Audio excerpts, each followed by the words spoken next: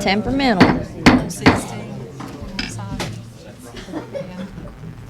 If I can have your attention, we will continue our meeting from last week. We've got a full agenda tonight. We have a total of 34 different groups. And if we're here for 3 hours, that means you got 5 minutes and 21 seconds, I think. This is the format. We're going to go from 5 to 6:30, then we'll take a 15-minute break, and then we'll come back after the break. These are in alphabetical order. If you're here for the EMS or fire tax districts, you'll definitely come on after the break. And if you're with one of the departments within the county, you'll definitely come in after the break also, because that's the last group. Cover everything, Brian? Yes, sir. If you want me to kind of tee it up. Yes. Okay. I appreciate it. Again, this is your outside agency and your service expansion request. So service expansions are either something new or different.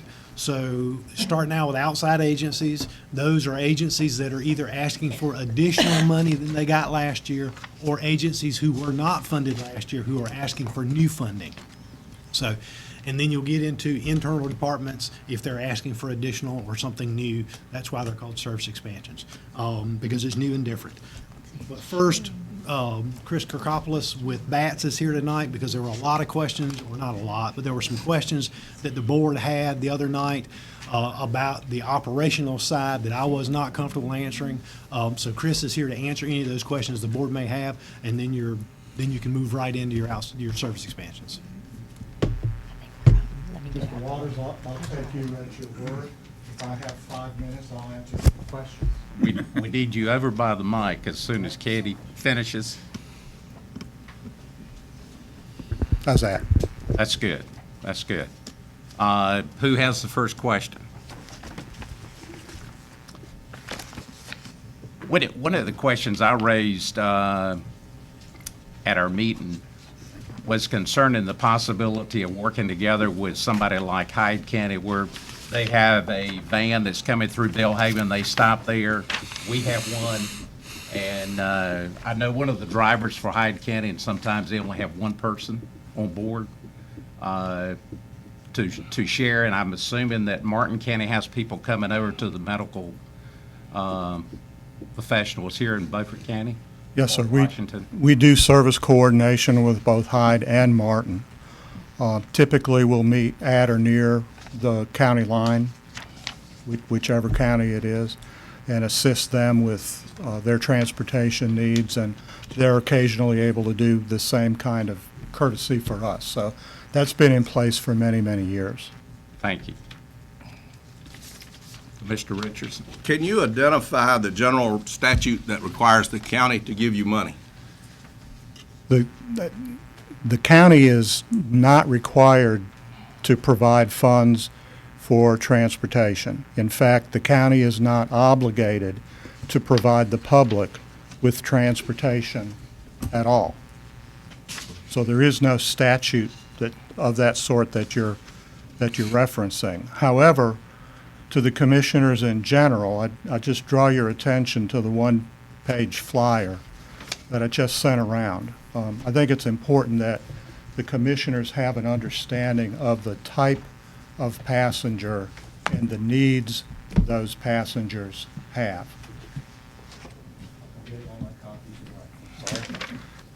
So if I could just take a couple of minutes. I picked a week at random. I selected the week of May 8th, a very recent week, and it was a full business week for us. In that week, we made 92 dialysis trips for 17 different individuals. We made 10 cancer treatment trips for 4 individuals.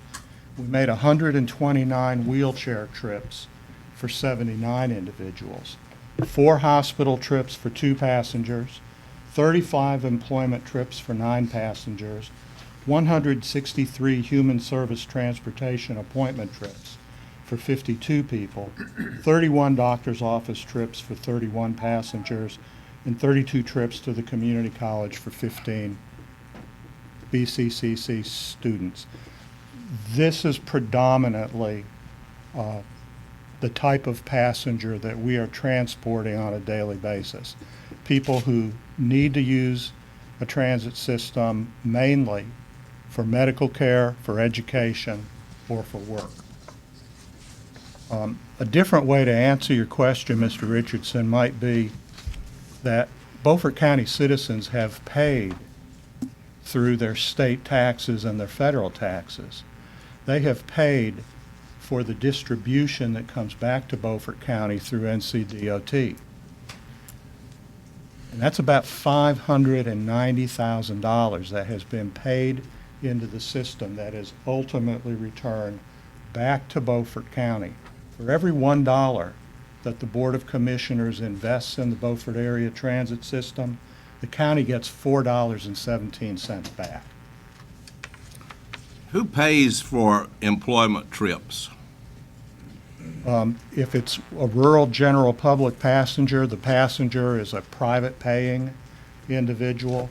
If it's a voc rehabilitation trip or a mental health trip, which can be employment related, there's a mix of funds, a combination of EdTap funds, and every individual pays something out of their pocket for the transportation services. Who pays for the student trips?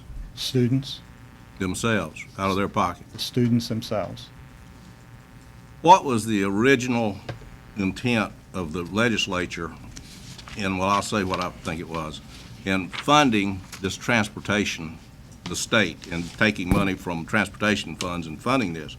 The original intent was to stimulate local transportation, local public transportation, and the programs, a lot of these programs have morphed into specialty uses that don't satisfy the original intent, which was to have public transportation in places that there was not public transportation. So Beaufort County has become what I call a specialty use service, as opposed to a true public transportation service. Actually, it's the other way around, Mr. Richardson. In Beaufort County, the special needs system came first.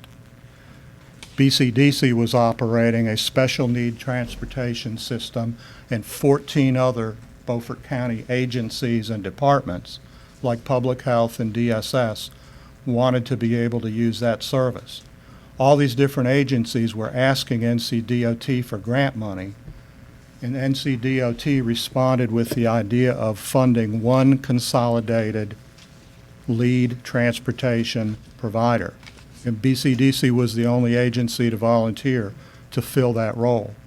So the system, in fact, started out as a special needs transit system. About 7 years ago, we made services available to any member of the general public at their cost. But our transportation system has always primarily been special needs. But that may be true of our system, but the original intent of the legislature was to spark local area transportation systems in places that they did not exist because they couldn't make a go of it, and that was with a subsidy for them to be able to exist and survive. I hear a statement, I don't hear a question there. Well, I made the statement. That's what the original intent was of the legislature with these funds, was to spark local area transportation systems in places that they had a problem surviving because there wasn't enough business, so that we could have public transportation. And a lot of this came about through the various gasoline wars that went on, and scares about having gasoline and transportation costs. Does any other commissioner have a question? I got one quick. Okay. The first line there on your handout, 92 trips for 17 people.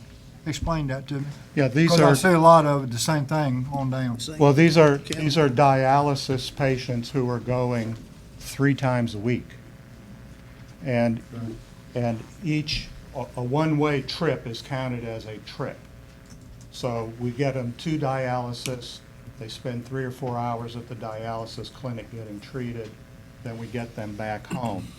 The way we record the data for NCDOT is in one-way trips. So that was 92 92 one-way trips for 17 different individuals So in you that don't, week. you don't sit there and wait for them to finish? No, it? no, no. Okay. The vehicles are Explains the vehicles are in too high demand.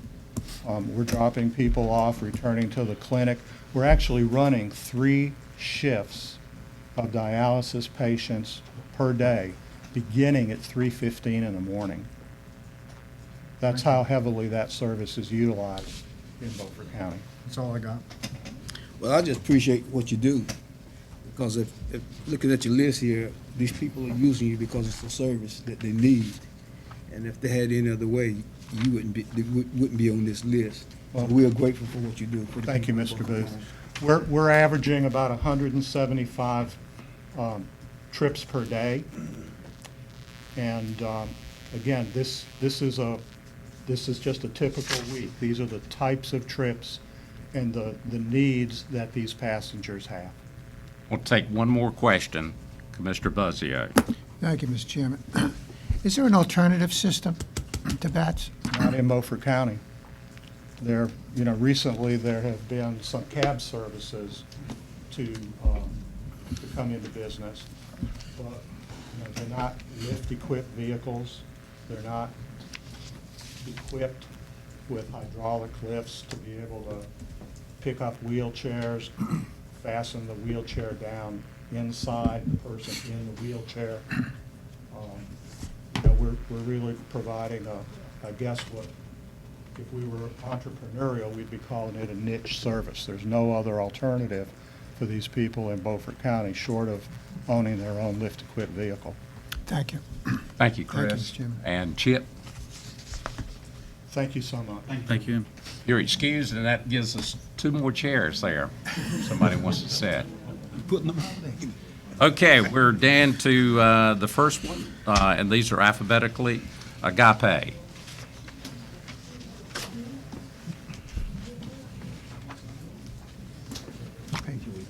Is there anyone here from Agape? Diane, will you step out there and make sure nobody's here from Agape? Is there anyone here from Agape? No one, okay. We're down to Arts of the Paprica.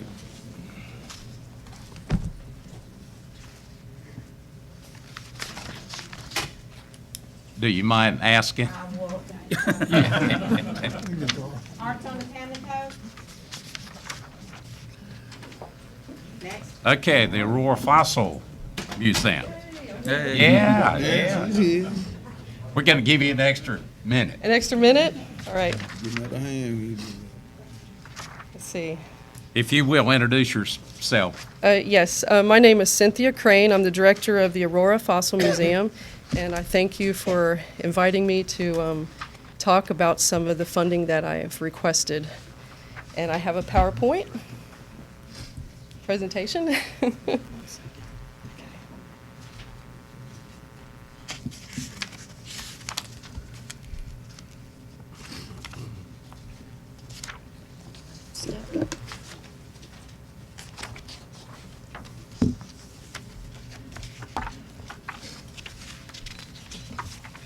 And I'm going to talk fast because I have a lot of stuff to cram into these slides.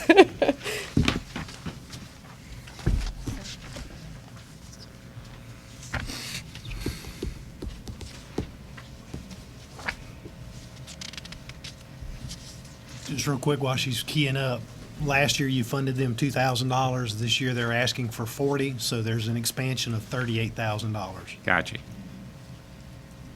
Now, the chairman will call time at the end of 10 minutes, just so you know that. I think I have it down to 6, Good. so hopefully, if I breathe in between, so if I turn red, I might, you just stop and take a breath.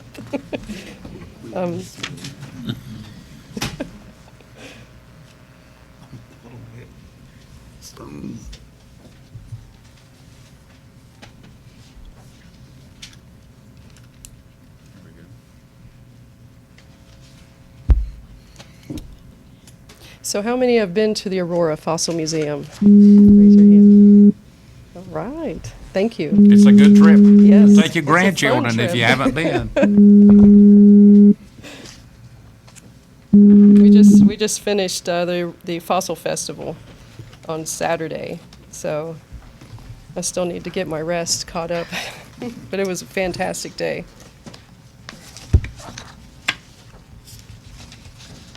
All right. And this is forward and back. Okay, well, like I said, my name is Cynthia Crane. I'm the director of the Aurora Fossil Museum, and I've come here to ask for some county funds to help with some expansion and upgrades of part of the museum. A little bit about a museum overview is that the museum was opened on June 15th, 1978. It was founded in 1976. You hit those lights over there. There you go, that's good. And it was a community project, and as you can see on the list of contributors, there's just a few, and one of them is the Beaufort County Board of Commissioners. The mission of the Fossil Museum is to educate on the geology, paleontology, coastal history of North Carolina, and do so in an engaging and enjoyable manner. So in 2018, we're going to celebrate our 40th birthday. We want to have a year-long celebration celebrating fossils, celebrating everything Aurora has to offer in that realm. So our facilities, most of you have been there. We have a shark dentition room, marine life room, Native American room, the newly renovated Potash Corp mine room. Across the street, we have a learning center which houses fossils and rocks from around the world, as well as a multi-purpose room called the Grace Bonner Building. The big draw to Aurora, to the Fossil Museum, is the Fossil Park. Everybody that comes to the Fossil Museum tours the displays, meets the staff, and then goes and fossil hunts in the park. So by the numbers, just a little brief numbers, the staff and board of directors, we have about 9 board of directors. We have some more coming on board. Staff is 1 full-time and 4 part-time.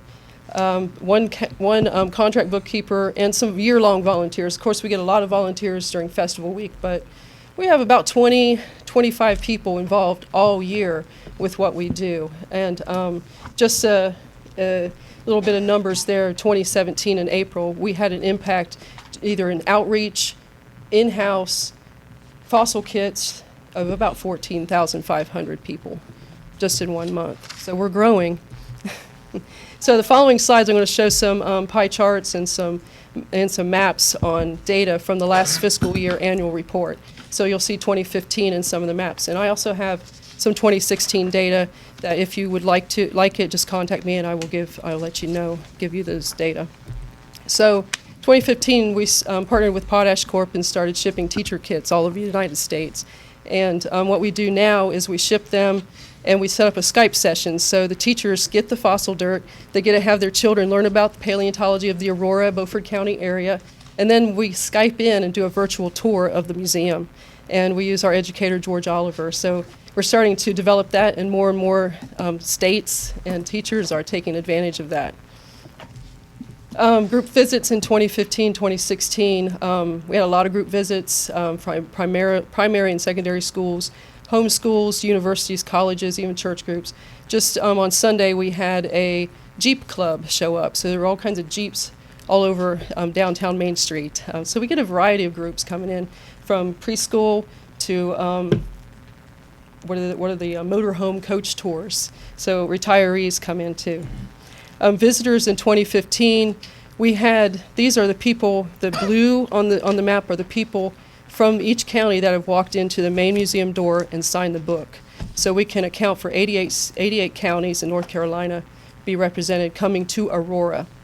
The other white ones, we do a lot of extensive outreach with organizations like the North Carolina Fossil Club, so we're definitely positive that we've impacted every state, every county in the state.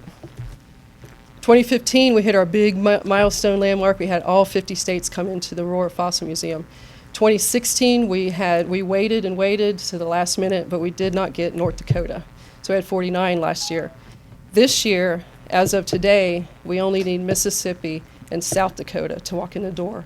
And we'll have all 50 states visiting in less than 6 months. So we are getting more exposure. Internationally, 22 countries and all 6 inhabited continents. If we can get some penguins from Antarctica to come, we'd have all continents. But I hope, but this is interesting. We have all kinds of people coming in, all different walks of life, all different language, a little bit of a language barrier at times. But in 2016, we actually had a child from Russia come in with his grandparents, and he couldn't speak any English, which he loved fossils, and he got to fossil hunt. So why are people touring and visiting from all over the world? Aurora Fossil Museum brings a lot of tourism to eastern North Carolina, especially to Beaufort County. It is a one-of-a-kind museum, and people come to dig for fossils in the fossil park, and they engage and learn about science. So it's a very informal, very friendly, kid-friendly, family-friendly activity to engage people, to put their phones down and go out and just get dirty and have fun, have a good day. So last year we enacted Fossil Town USA as Aurora, and the fossil park is one of, there's one that's really close, but it is really one of a kind in the nation. There's one in the upper part of Michigan, as you can see in that little pink orange dot, that a mine brings out fossil material in slate for people to hunt for fossils, but it's only open, it's closed with the weather, November through March. So Aurora is really the only fossil park that's open 365, 7 days a week from dawn till dusk. So, with it being open 365, 7 days a week from dawn till dusk, we have some wear and tear, lots of wear and tear. As you can see, if you can see the terraces that we have for the benches, grandparents bring their kids and they sit in the benches and watch their kids play in the park. It's not covered, it's starting to rot. Both of them are starting to get a little ratty looking, and they need some upgrades. I didn't take a lot of pictures because I know I don't have a lot of time, but this was what I proposed to Beaufort County. We do have some picnic tables. We have about, I think, 20 picnic tables, and only one is ADA compliant. We did have the friends come in and they resanded them. We do a screw check to make sure there's no nails or anything sticking out for dangerous, for something to happen. But we'd like to replace them with the heavy-duty plastic, recycled plastic tables with ADA compliance, so that they'd be safe and easy to use, and everybody that comes to the museum would have a chance to have lunch in the park, whether they're in a wheelchair or not. Replace the end terraces with roofs, and have, so that would be shade, like I showed you in the last. There's no shade, so when the parents and the grandparents sit in the bench, they're not shaded from the sun. We have a back pit. I don't know if you guys are familiar with the fossil park. We have a main pit, which you see, but there's one in the back in the shade. And it has a perimeter with another property which has a lot of trees, and sometimes the weeds get overgrown, so we like to have a privacy fence there for aesthetic purposes. Develop signage. There's a lot of things in the park that we can educate on, like the big bucket, and more about the fossils and more about the history of the area for the general person. In September through March, we're closed on Sunday, so we do get a lot of visitors out there, and to have more engaging activities and more educational signs, they can learn more about Beaufort County. And the final line for 3,000 is to develop a phosphate display. We had the opportunity to acquire Stanley Riggs' phosphate display collection from East Carolina University, which he collected in the 50s and 60s during his PhD work. So he has phosphate samples from all over the world. And we would like to put it in a big display and tie Aurora and Beaufort County into the importance of phosphate. I think it would be a very good draw to the museum and to Beaufort County. So just want to end with a couple quotes. Senator Bill Cook loves the Aurora Fossil Museum, brings his grandchildren here. And Ray McKeithen, the museum has an excellent reputation as a destination for fun and learning. When you come to Aurora, some people say, oh, I drove out to Aurora, it's about 400 people in the town, but then they come down Main Street and phew, we have all kinds of buses and all kinds of people, kids running all around. So it's becoming a good destination for family and fun. So thank you. And if you have any questions, don't hesitate to ask me now. Your time is up, so we're gonna Bam! There you go. Thank you. If you want to allow time for questions, you need to keep it a little bit shorter. So, okay, next is Beaufort County Pals. And this is a new funding request. You have not funded them before.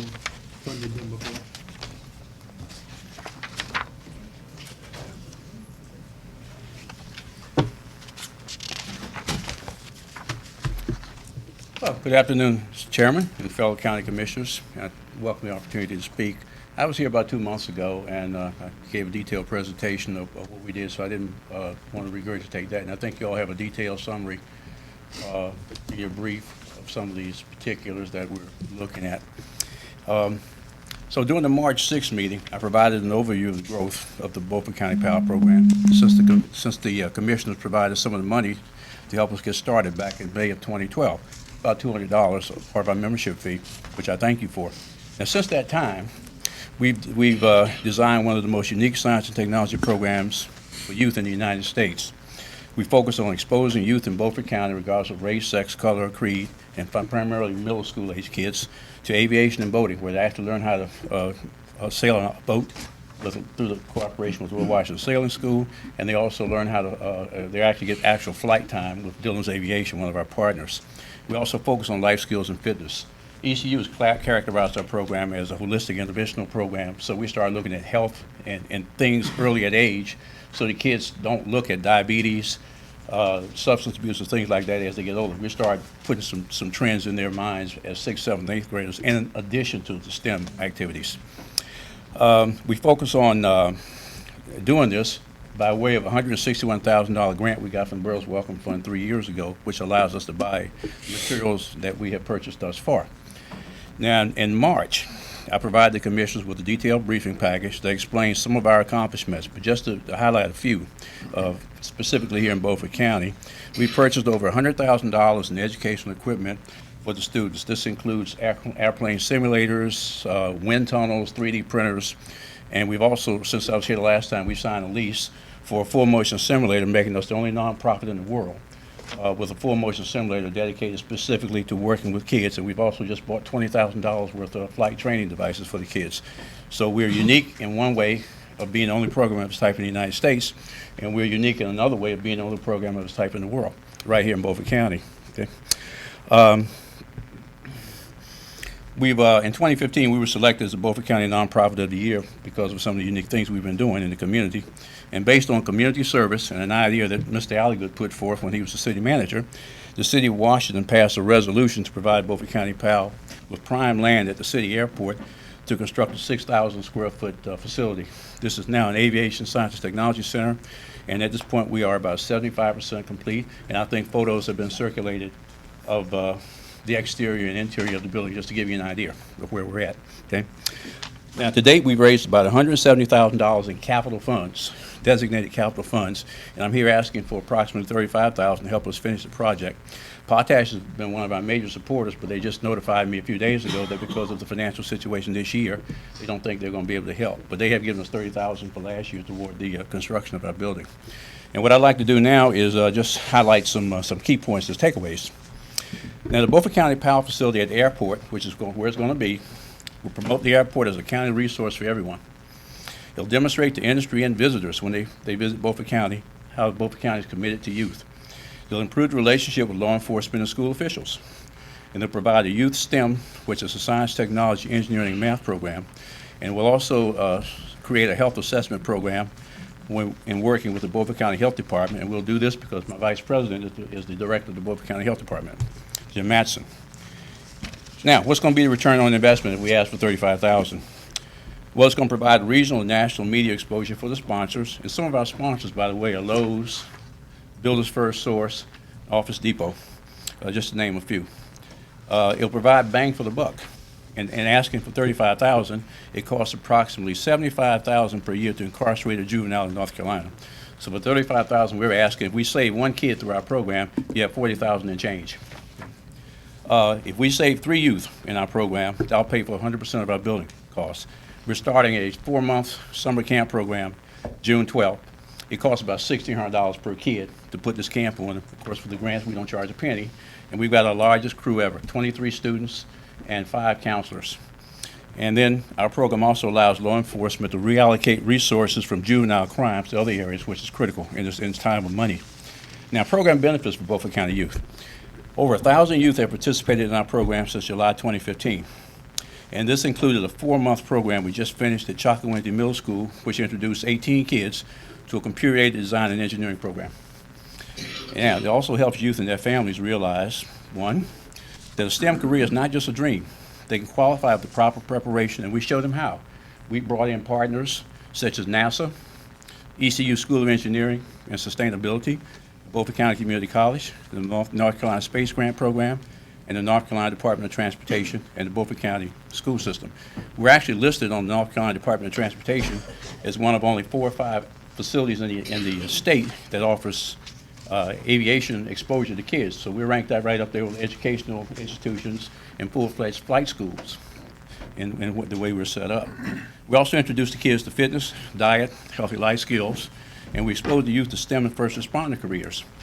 We have a lot of engineers, scientists, and military officials that are involved in our program. And as part of our program, we take the kids to every military base in North Carolina within a 50-mile radius. Seymour Johnson, Cherry Point, the Coast Guard facility. And the Army National Guard right here in North Carolina. I mean, right here in Washington is also one of our members. And last but not least, we show the kids how staying in school and staying out of trouble is important to getting a STEM job, any job. So with that being said, I welcome any questions that you might have in addition to the information that's in the packet that I had not answered. I think I have a detailed breakdown on what the $35,000 is for. And I trust you'll give us some favorable consideration since we are one of the most unique programs in the United States, if not the world, especially in dealing with middle school education level kids. So thank you for your time. We've got time for one question. Since you did such a great job, you were in 5 minutes. Anyone? Thank you, Mr. Chairman. I actually have 2 questions. I'll break one question, I'll break it into 2 parts. You talk up all your time. What's the age group of the children, and then what about the income level? Okay, I'm glad you asked that. Dr. Phipps is one of our board members, and when we started this program, we decided that the best bang for the buck, age-wise, would be to focus on 6th, 7th, and 8th grade kids, because this is the time before they go to high school, before they formulate bad life skills and decision-making process, and they learn how to get their self-confidence, which is critical and going the wrong way. We work with underrepresented kids, regardless of race, sex, color, or creed. Probably 80% of our kids are what you might consider low income based on statistical poverty level. But we also feel that it's important to mix kids regardless of their race or income level, so that kids will learn how to interact with each other and learn the true meaning of diversity. Thank you. Thank you, Mr. Chairman. Thank you, Al. Okay, thank you. Next, the Belhaven Chamber of Commerce. I'm sorry. Arts and the panel are here if you want to back up, but that's up to you. I can make some answers, right? I had little kids pulling on me over there, I'm good.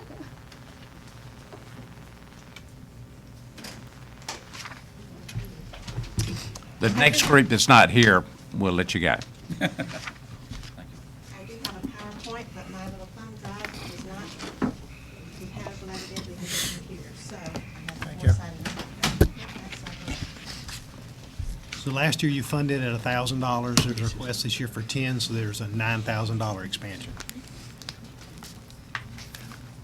Since we're so short on time, I'm going to cut to the chase. Y'all all know where Belhaven is, and you know the northeastern part of quadrant of Beaufort County, which is exactly what the Belhaven Community Chamber of Commerce serves.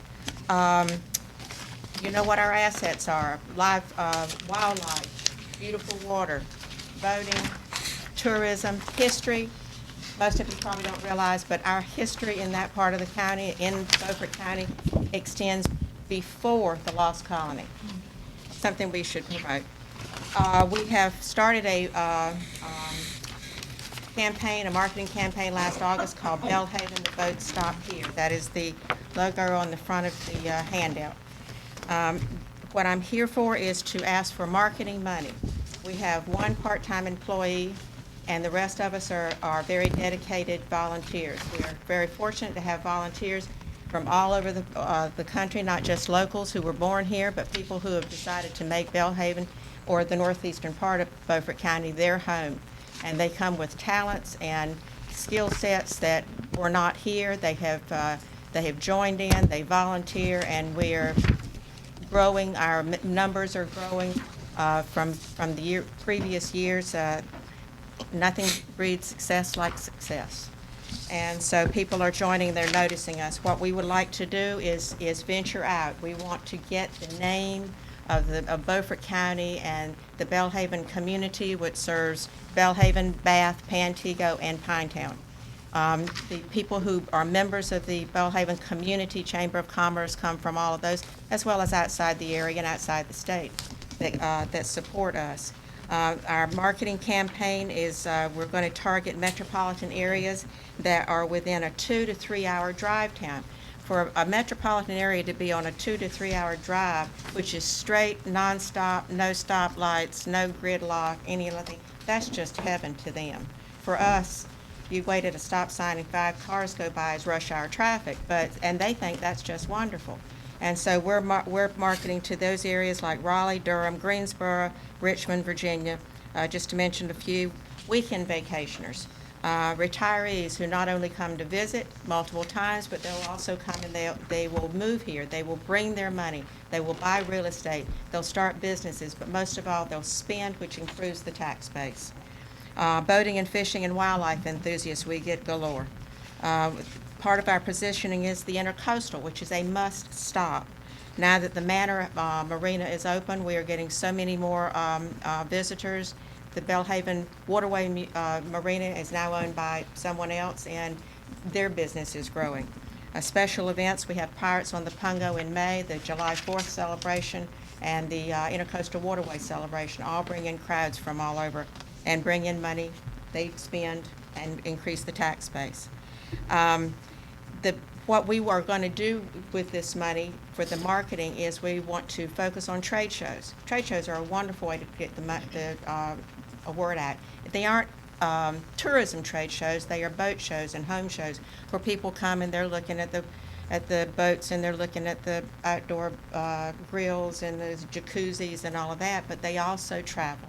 And for example, we went to a Raleigh show the end of February, or middle of February, and people were interested in the area because it was so close. They could come for the weekend. They could even come for the day. And it was a pleasant drive for them. It wasn't that far away. And and so many people in the Triangle area, for example, are from someplace else. And they want to know, they want to explore North Carolina and everything around it. They don't want to stay in the Triangle. And the water brings people from all over. That's what it really attracts, the water and the wildlife. With that, it's not only the trade shows, but we'll also expand our focus on rack cards. Rack cards are those things when you go someplace and you pick up all the information about Williamsburg and this and that and the other. Those are rack cards. And we send them to welcome centers, chambers of commerce, visitor centers, metropolitan areas, airports, ferries, etc. And follow up by direct mail to persons signing up on these trade shows. We got people to sign up at trade shows by giving them something, a night in a B&B, dinner at, in this case, the tavern, or dinner at Spoon River, and they signed up in droves. And so we capture their email address and their names. We follow by direct mail, expand media advertising, magazines and radio, and expand on social media, which is all important these days. But this is what we would like to use that money for. We'll get the word out. The Owen signage. Gosh, how can you find somebody if you don't know where they are? And we need to improve our signage rather than Bellhaven just be someplace where people kind of on their way to Manio and they get lost and they don't take 64 and they find out, oh, what a cute little town. And so we want to drive them there rather than stumbling over it. Okay, that was the fast version. Any questions? I got one. Yes, sir. How many members do y'all have? How many what? How many members do y'all have? I can't tell you, but I can get it to you. What's your dues? The dues are, it depends on what it is. Individuals are $60 a year. Small business is $75 a year. There's a medium-sized business, I think is $125. The next one's like $150, depending on the number of employees, up to as much as $250. And then we have some businesses that just send us $1,000. We don't have too many of those, but we do have a few. And we I'd like to know how many members you got. I will let you know. Appreciate that. I'll even send you a list if you'd like. That'll be fine. Okay, good. Thank you very much. Thank you. Thank you. BHM Library. So in the current year, you funded BHM $202,500. They are asking for $212 in this fiscal year, so that's an expansion of $9,500.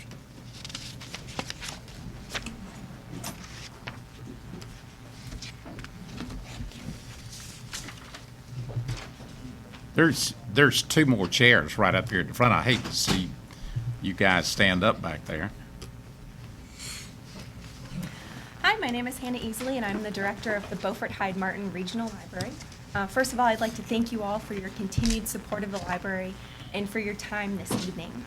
What I'd like to do is talk a little bit about our new strategic plan and how that relates to some of our projects for next year and our service expansion requests for next year. So this year we received a federal grant to do a strategic planning project, and we wanted to do this because we wanted to make sure that we are being good stewards of public funds and that we're using our time and energy in the most efficient way possible.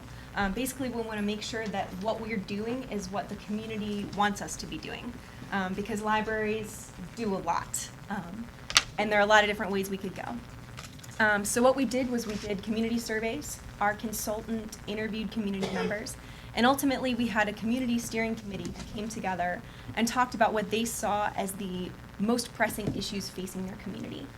And what came out of that conversation were three main things: education, particularly early childhood education, internet access, and economic development and growth. So we felt that the library could meet these needs. And we came up with these focus areas that all of our efforts in the next 5 years are going to be directed towards. The first is building a community of readers. And that focus area is really all about early childhood education and making sure that caregivers feel comfortable being their child's first teacher. And also making sure that library staff have the training that they need to deliver truly excellent early childhood programming. We also have connecting to technology in the online world. Internet access is a big deal. A lot of people in Beaufort County don't have access to internet at home, and they really rely on the library to get things done. Things like job applications, distance education, even getting pay stubs. I help somebody with a resume or with a job search almost every day. So we want to make sure that we have excellent internet access and excellent technology available at the library.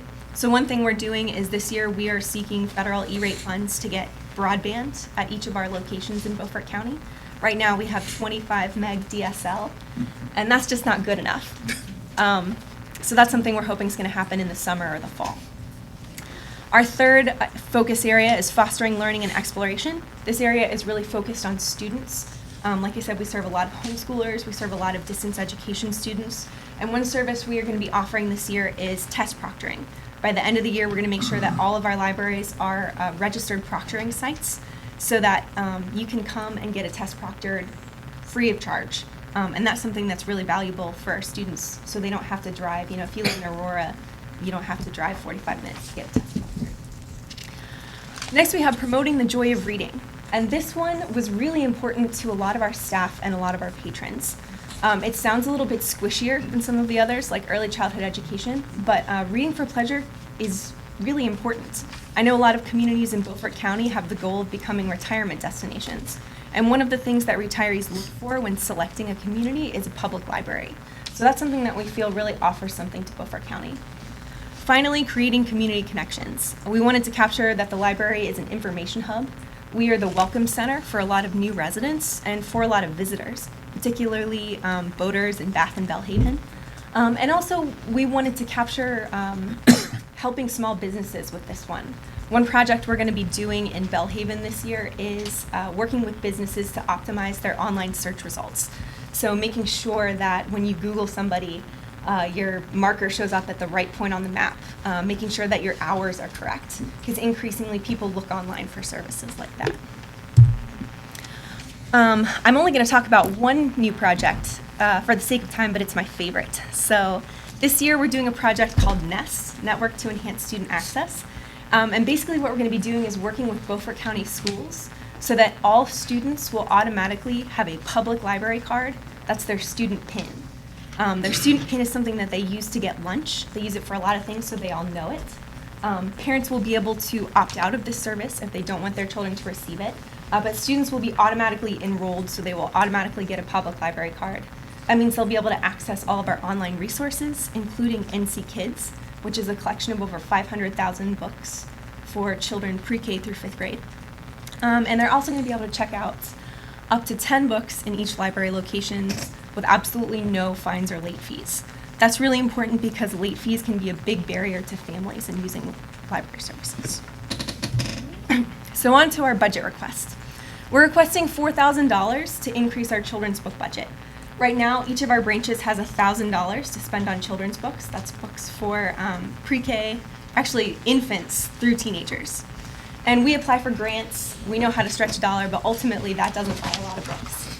So especially with this NEST project, with more students coming in, we want to make sure that we have quality resources to offer them when they come into the library.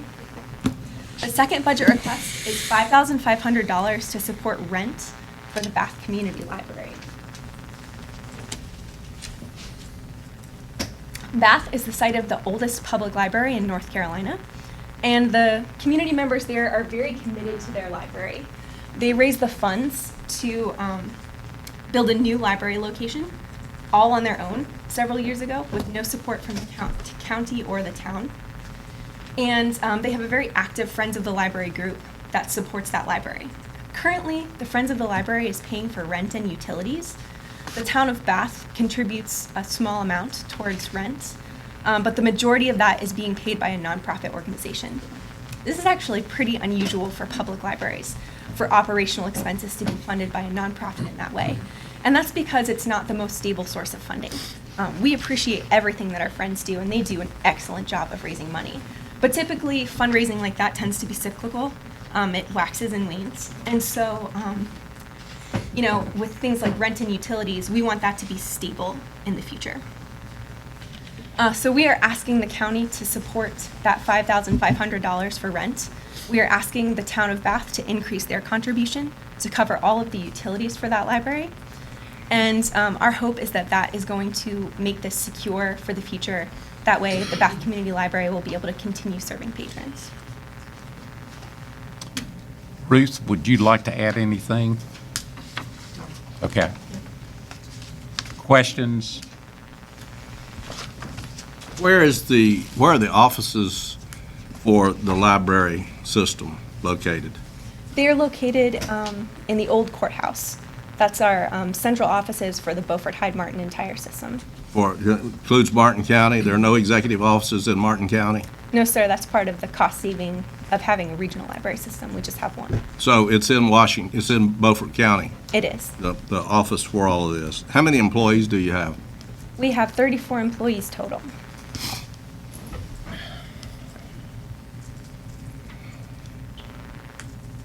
Are they all full-time? No, sir, most of them are part-time. How many are full-time?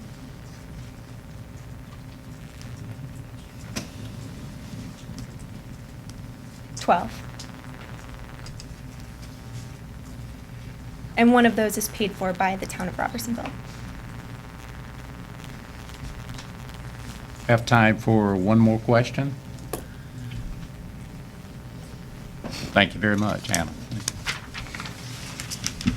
Okay, the Boys and Girls Club. So the Boys and Girls Club, real quickly, last year you funded them at $45,000, but $5,000 was non-recurring. You made that a one-time contribution. So it goes back to the $40,000 base funding. They've asked for 50, so it's an expansion this year of 10,000.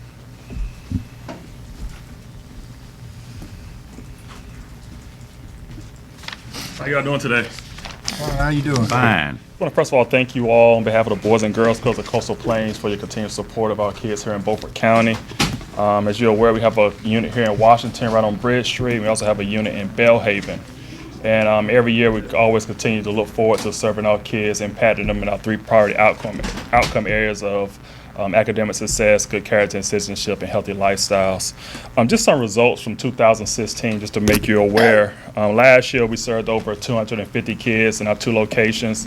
This year we're looking to increase our average daily attendance and our total membership by 40%. We'll be doing some renovations over at the location here in Washington, thanks to a grant that we got from Lowe's Home Improvement for $50,000. So they'll allow us to serve more kids. And in our Belhaven location, we're looking to work with Northeast Elementary School to potentially relocate that club into the school, which allows us to serve kids not only in Belhaven, but also in some more of the county areas. So we're still in some discussions with the school there to hopefully be able to increase our numbers there.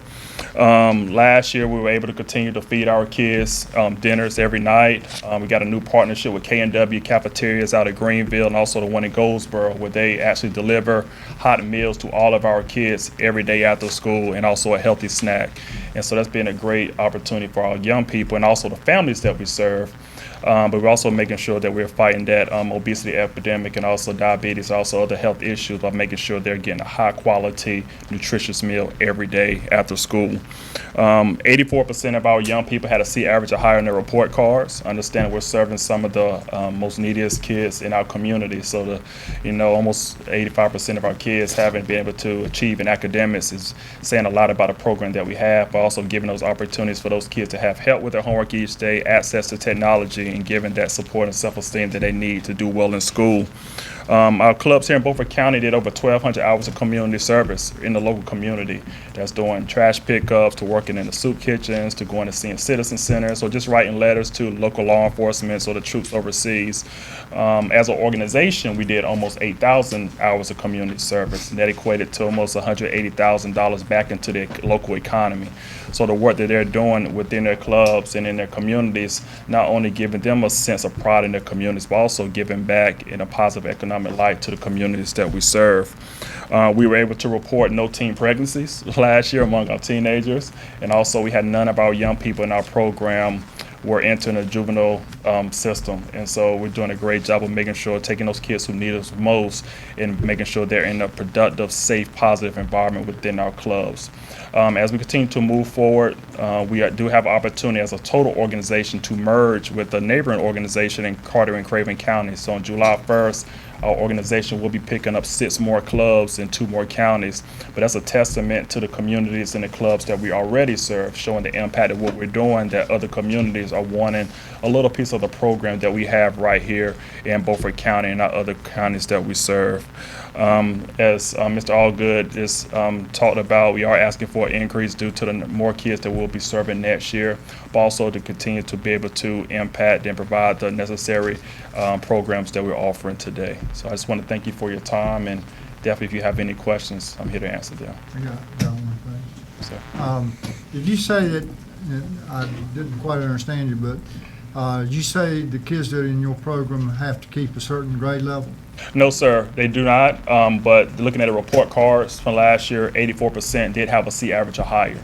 But they don't have to keep a certain grade requirement to be part of our program. There's no requirements to be in our program along year of the age. And how do you find them after they leave your program? How do you find them in society? A lot of them come back. I'm a former club kid. I always reach back to my old club directors and old staff just to tell them where I'm at. For instance, on Monday, I get to go speak in front of my former organization in Raleigh and some of those leaders and donors, and just to show them what the Boys and Girls Club, how it definitely impacts them, because it impacted me as a kid. I started the club in Raleigh when I was 5 years old. I stayed in that program until I graduated high school and went to college, graduated on a Sunday. Monday, I was back in the club somehow. I don't know how I got here. So 17 years later, I'm still working in Boys and Girls Club. But that was the impact that it had on my life, knowing the situation that I came from, single parent home, never knew my father. He was incarcerated. But the club was that constant. It was that stability that I had. It wasn't the schools. It wasn't the churches. It was my club program that provided for me and gave me all the opportunities and gave me the opportunity to stand here today. Thank you very much. Very well. I have a question. Thank you, Mr. Chairman. What's the number of children in your program from Beaufort County? Beaufort County, about 250 kids. Out of how many? What's the total? In Beaufort, how many No, kids? in your total area you cover. We serve about 26. We had 2,600 kids last year among our 5 counties. We also have clubs in Lenoir, Greene, Martin, and also Pitt County as well. What's the average age of the students? The majority of our kids, our largest age group is about at 10 to 13. That's the majority of our kids fall in line. We did have some increases, about a 10% increase in our high school teens over our organization, and that's one thing that we're doing now. We were able to hire a former principal from South Central High School that's working with us. She started in September, and she's working on workforce development and making sure that these kids are exposed to opportunities in their local community. Because a lot of kids that we serve, they go be living in this community. And so we're trying to show them all the options they have. If it's trade school, if it's community college, if it's 4-year, if it's going to the workforce or military, once they walk that stage after their senior year, we want them to have a plan and not just grabbing a diploma and be lost.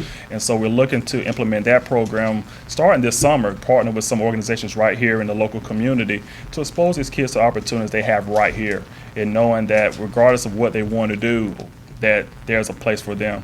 And so we not only going to start with high school kids, but we're going to trickle that down all the way to our younger kids. So when they walk into our club, say at age 6, there's some pathways that they can take to wherever their goal is. And so we're going to make it a full, total workforce development type opportunity within our club, starting at the younger grade levels all the way until they graduate from high school.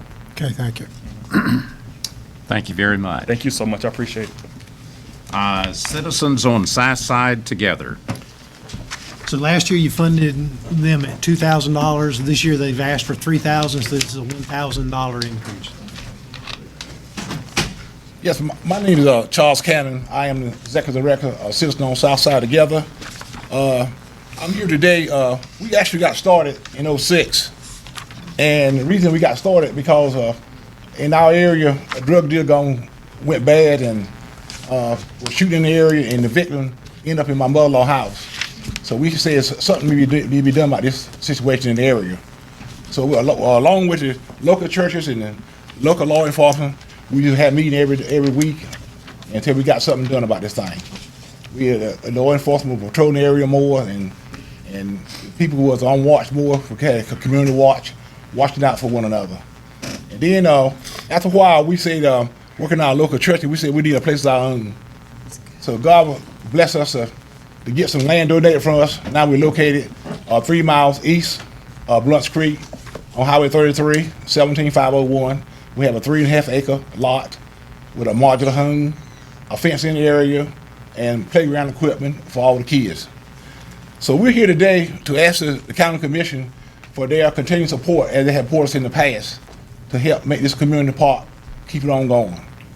And we also want to thank the county commission for the job they had done in the past and help us purchase playground equipment and to expand our basketball goal. And even also to help do our summer camp for children. We have served over 130 children this past year to help them with the school grades. And we do tutoring a lot of time with the kids, and we have found out doing our tutoring that we see the children report cards, and report cards have much better. And our goal is to continue to provide a safe place for our children, so we are requesting $3,000 to improve our community park. We would like to expand our shelter and upgrade our playground equipment. We've seen so much increase in our numbers of families using the park, of which this is why we're asking for needed to our expansion. We have over 6 to 7 more families using the park more now than ever. And we do hope that you find in your heart and in your budget to continue to support us. Thank you for being able to present this presentation before you, and have a good evening. Questions? Yeah. What age Mr. Evans? group do you have out there? From 4 to about 10. And do you have, where do you get your support from? What families, or who's out there with these? Well, the community, we got community people out here with us, and some retired school teachers. They help us out and everything. How many kids you think you normally have? For evening program, we have about from 10 to 12 children in the afternoon. And in some of their camp, we have something like 15 or 20 during summertime.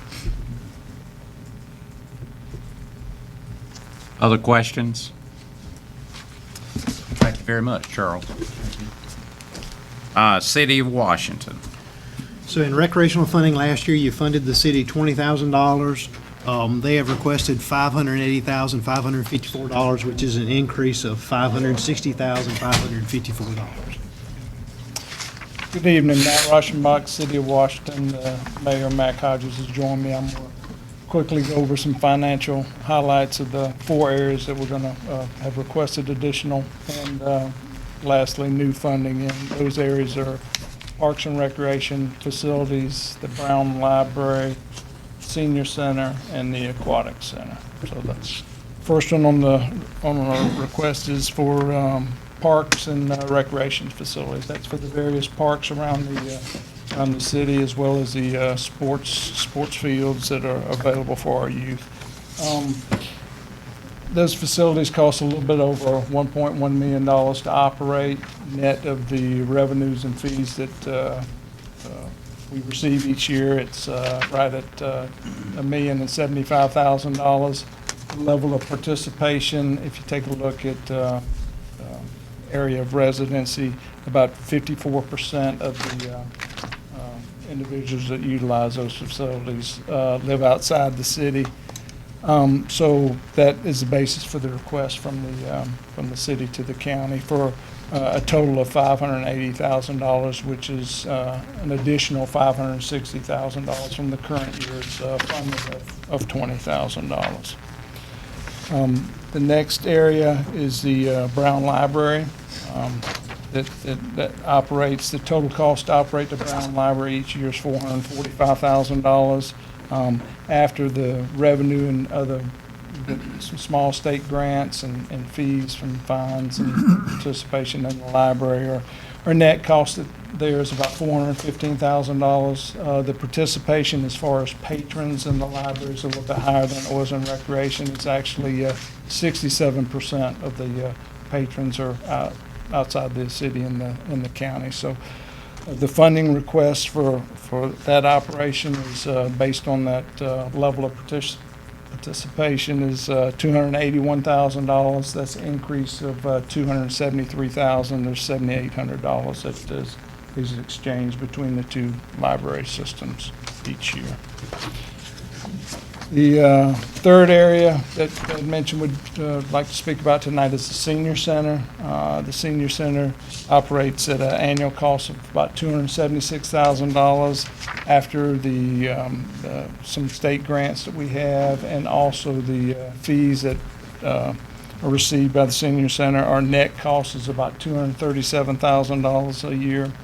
55% of the participants in the Senior Center are outside the city or county residents. And our request there is for $130,000, which represents that level of participation, which is an increase of $110,000 over the $20,000 that you provided for the city this year. And let me thank you for your provision for that. That was a new contribution this past year, and we appreciate that. Lastly is the Aquatic Center that operates for our citizens, both city and county. The total cost of operations is $484,000 a year. That after the revenue that we collect from operating that for fees is the net cost is $385,000 a year. The level of participation is about the same as it was in recreation. About 55% of county residents participate in the pool, and based on that, we are requesting $212,000, and that's a completely brand new request for this year. So. I'll go through the same thing he did. I was just gonna make comments on, the recreation facilities. We have 1,500 or so kids playing soccer, football, basketball, softball, baseball, Toy League, all those items. And it's expensive keeping up that park. 9 baseball fields, 4 soccer fields. They cut them in half and play with them, with the small kids out there, but you can't even park out there. My granddaughter plays soccer, and you go out there, and I think they're expanding the parking lot now because it's such a well-used facility. And then the Senior Center I'm proud of the senior. I think that's one of the better things in Beaufort County, to tell you the truth. We just got an award for excellence from the state, from the excellence in the Senior Center. Somebody from Raleigh came down and presented them with a certificate of winning award of excellence, and they have 4 or 5 things going on over there every day, and they have 2,500 or so a month come through there. So I know a lot of them come through there at the same time. And the thing really bothers me when I get to the Brown Library is, you know, when you talk about you fund Bath, Bellhaven, and Aurora to about 65, and I guarantee you, the Brown Library has traffic of 3 times all them added up. You know, it would be nice to get a little help over there for them. They have a bunch, and they have more purposes. They have a computer bank, and I go to their meetings at their board meetings, and when I go through there, there's kids in there that probably don't have access to computers doing their homework. Their meetings at 4 o'clock. It's full of probably high school kids doing their homework. And people go in there and look for jobs, and it's just a multitask used facility. And the Aquatic Center kind of gets back to the same thing. Is we got 1,000 or so members now. It's moved up, and we got some issues fixed with it. But it's also you're sitting there and you're having the state championship in there, but there's probably not any little towns little as Washington has a pool they can go out there and just, you know, you have the swimming team out there, the Gators out there. Al Powell takes his crowd out there and gives them all swimming lessons. The Boys and Girls Club take their crowd out there all summer, gives them swimming lessons. So it's used for a lot of things that are other than the membership of the pool. So anyway, that one's perking up a little bit. So, the Aquatic Center, is that all of them? Okay. So, Questions? Mr. Mayor, yes. do we charge, do you charge any entrance fees for some of these activities? We did this year. We used to let kids play for free, and it gets so confusing that I never think, I don't know what the council is going to do this year. Councilman Beaman wants to get rid of it again. It's even just as soon as we were going to charge the county more than the city, and it just ends up, well, I'm staying with my grandmama. She lives on 12th Street, and you know, they always so it gets so confusing, and it takes so much effort to get $25 a piece out of them that it's just, you know, it's just pulling your hair out to do it. And what you're doing is, I'm sure we get a few complaints that some of the kids that do play, you know, basketball and soccer and stuff, the parents won't give them the $25 to play, so we're losing some. So I think that's Beaman's problem for the amount of effort it takes to get. I think it generates $50,000 or something, 45. And it's, you know, the soccer's got to get theirs, and the Little League baseball and the girls softball, and it's just a lot of trouble for. I have one more quick question. Is it time to reopen the discussions about merging the library systems? We've talked. I mean, I don't have a problem talking with it. The problem we did the last time when we had the conversation is we get one vote, and they got libraries in like Mighty Mesquite Library that, you know, we're putting in $200,000-300,000 in that pot, and some people putting $30,000 in it, and they got the same vote that we got. I think was one of the main stickers in that thing, but, you know. Thank you, I'm just telling you, when I get on that library board, and I might be wrong, they talk about the traffic in there being at 7,000 a month, which is huge. And they've got 1,000 card carriers. I mean, it's just used for so much stuff that's not a library. They have board meetings, they have people in the archives, it's just a well-used facility. Anytime you go in there, there'll be 20, 30, 20 people in there doing something. Thank you, Mr. Mayor. Yes. Thank you, Mr. Chairman. I've got one question. I asked this last year, and I don't know if it's changed or not. Gross revenues that are paid by the county residents for utilities. Last year, you said that number was 11 million. Is that still in the ballpark? Do county residents pay a higher rate than the city residents for utilities? 5%? Thank you. Frankly, I think we did that, so you can't annex anybody anymore, and I can tell you that the Washington Chrysler Dodge Jeep Ram asked to be annexed into the city, and I'm sitting there thinking that with all the lights they got on, it might be, with garbage pickup and other things they get with being in the city, so did West Park and the car dealer across there. I mean, that's the way you have to annex something. Now, you got to have something hanging out there to entice them. The old days of just going and getting some, that's gone. Anybody else? Thank you, guys. Eagles Wings. So Eagles Wings this year, you funded at $2,000. They've asked for $5,000, so this is a request for an additional $3,000.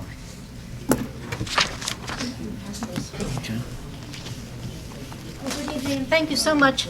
Last year was the first time in the history of Eagles Wings that we received any money from the county of Beaufort to survive, to fulfill our programs. And we thank you for that, because that's pretty groundbreaking. We are a faith-based food pantry. Some people think we're a food bank, but that's the food bank of the Albemarle. But my request with the county is always to participate in our Backpack Eaglets program. And every year I see those numbers increase. When I started at Eagles Wings a little over 3 years ago, we were feeding about 82 school children backpack meals for the weekend. It is now up to 124 students. And these are students that are identified by the school counselors, they get free breakfast, lunches, and that they live, for the most part, in what we would call food insecure households. So these backpack meals are really very helpful in bridging that gap between that last lunch on Friday and that free breakfast on Monday morning. And if you don't think that's true, you really need to come and see some of our children and the way that they are living. These children need that support. We cannot expect them to do well in school if they are not being fed. I mean, that's a reality check. And you cannot punish the children for the sins of the parents. If the parents are making bad decisions or whatever, those children still need that nourishment in order to function. And if you want them to function well in school, and if you want them to be able to, after school, participate and be productive citizens, then this all ties in. You cannot do that without nourishment. I don't know about any of you, but I've rarely missed a meal in my lifetime. All right? I've always had a full pantry and a refrigerator at home. My parents always provided that. But these children don't have that opportunity. So I'm asking you to once again partner with us. You did give us $2,000 last year. Thank you very much. And that is definitely directly allocated to the backpack program. I'm asking for $5,000 this year. Of course, we will take whatever in your beneficence you decide to send to us. But know that every dollar you do give to us is going directly into that program. Any questions? I have a statement. Go ahead. Social Service Director sitting in here. I think the Social Services Department has 120 leads for parents that should be investigated and hauled in front of a judge so they take care of their children. That's beyond my area of being able to do. I am not going to dispute that. I've told my clients this, and I'll share this with you, because it's none of your personal business, but it's my personal business, and I'm willing to share it with you. I was the product of a teenage romance, okay? A 16-year-old girl and an 18-year-old boy. And I was given up for adoption as an infant. And I was adopted by a family that wanted a child and could provide for a child. So I was immediately into a family with a great-grandfather, grandfather, a grandmother, and 2 parents, and myself. And we all lived in this big Victorian house together for the first few years of my life, and it was wonderful. But not every parent loves their child enough, or not every parent has the ability to be able to take care of their children. I bless the fact that my birth mother gave me up for adoption, because she knew that she could not provide for me. So, but not every parent is that dedicated. But again, you cannot punish the children for the sins of the parents. So true. Any other questions? No question, just comment. Yeah, we got, our Rotary Club got involved with Backpack for Pals, and Dr. Phipps come up and told us they need, I mean, it'll make you cry. And so it's a situation we got to take care of in Beaufort County, and And the latest we child really report. appreciate what you do and Thank you. local folks do. The county is so supportive. The citizens of Beaufort County, the businesses in Beaufort County, the churches in Beaufort County are what have kept our doors open for 28 years. We don't get federal or state money. And like I said, last year was the first time we got county money. But with the increase in the number of children that need this assistance, this program all by itself is, I mean, if everything else were to close in Eagles Wings, I would still want to push this program with anything that we had to be able to feed the children. Thank you very much. The Food Bank of the Albemarle. So this is a request for $2,500. This is a new funding request. They were not funded by the county last year.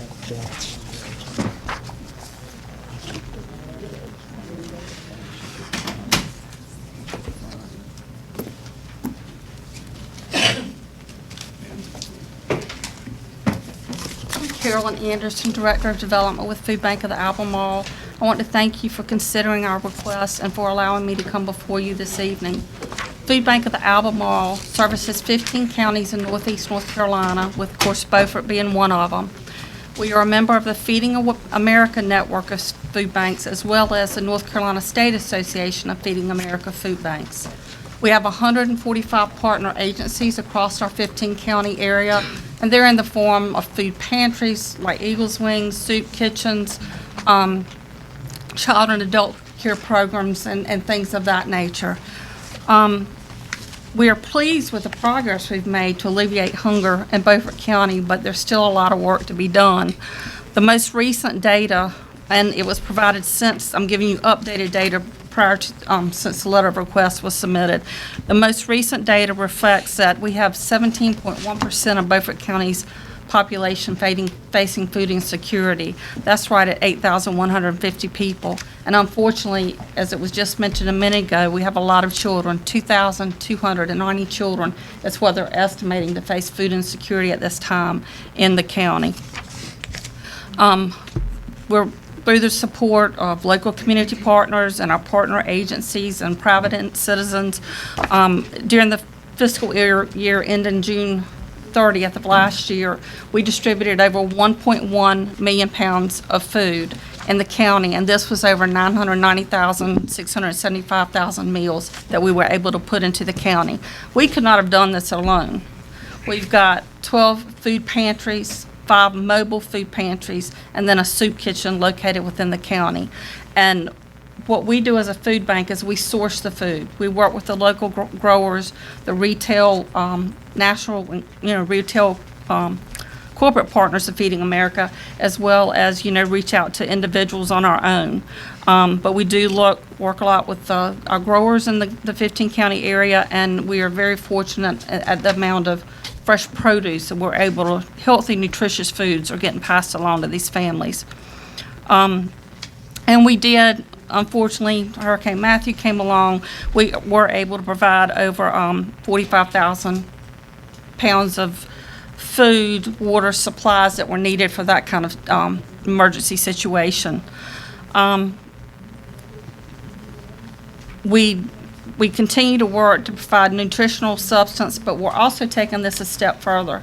We believe that a lot of families can become self-sustainable, and we're offering programs. We're working through community partners like the Cooperative Extension Service to offer like nutrition workshops, how to eat on a budget, trying to give them more tools to be able to become self-sustaining. We're even looking into going as far as financial literacy, partnering with one of the institutions that offers financial literacy classes and making those classes available to our clients. So we are making great strides in trying to move in a different direction, still to distribute the food, but to help them become self-sustainable. And the $2,500 we've requested, just so you'll know how that breaks down. That would enable us to purchase 12,500 pounds of food, which is the equivalent of 10,416 meals that it would put back into this local community. That's all I have. If you have any questions, I'd be glad to answer them. And what I handed you was the annual report from this past fiscal year, and I also handed you a data sheet just on Beaufort County. Commissioner Evans? I've seen these folks in action. East End Church of Christ is one of the distributors. And the people that come through there, they go through a question process. It's just, you just don't walk up. They fill my cart, they come through. They stand in line starting at 7:30 in the morning. And then we open up the food bank around 12. And then the kids, young kids get to walk the food out with these people. So it's a very well-run organization. Just a comment. Oh, one question. On the 2015-16 Beaufort County profile sheet. Yes, sir. That's in there in the upper right-hand corner, it says that 999,695 meals served in Beaufort County. Over what period of time is that? That would have been from July 1, 2015 to June 30th, 2016. But if you divide that into three, that's 333,000 people. We only have, Well, this is the meals. We may give an average of 40 pounds at a distribution, 30 to 40 pounds at a distribution.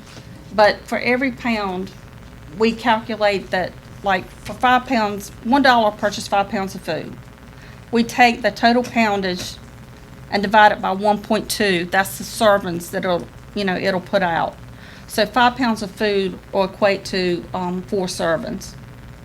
but, 333,327 days of feeding people in Beaufort County, and say there's 47,000 people in Beaufort County, that will go like 8 times. We're feeding everybody in Beaufort County 8 days.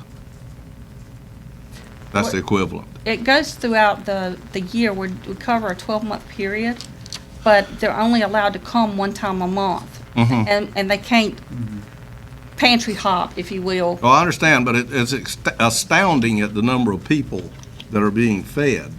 Because even if you whack this down from 47,000 to 5,000 people, say, then that's 80 days. You're feeding 5,000 people, 80 days full, 3 meals a day for 80 days. You would think that there would be people in rags starving to death in the street. Well, one thing to keep in mind too is when we get the fresh produce, which starts coming in right about now through September, October, there may be special produce drops added to this. We want to get the nourishing food back into the county. So during the summer months, early fall, you may see a larger increase in our distribution, but again, that's simply because we've got the local fresh product available to give at that time. So it does skew it a little bit. I see where you're coming from on that. Thank you very much. Thank you for having me. We've got time for one more. Highway 17 Transportation Association. So last year, or this current year, you fund them at $20,000, and they're asking for 25, which is a $5,000 increase. Thank you, Mr. Chairman, gentlemen. Mark Finlayson, Executive Director of the Highway 1764 Association. I did not bring a PowerPoint with me in the interest of time, but I did bring the handout so you can take notes if you'd like. And I also brought you the accomplishments sheet updated as of March this year that gives you a historical perspective on what we've been able to accomplish since 2006. I want to thank Beaufort County for your support over the years. We've been doing this now for 11 years. I haven't been this excited in a long time about what we've accomplished, the work we're doing, and the impact we can have. I want to thank Commissioner Buzzio for representing your interests on our board. I want to also thank Mr. Alligood for serving as our treasurer this year to look at our books each month and make sure we're accountable. The bottom slide on page 1 is updated numbers.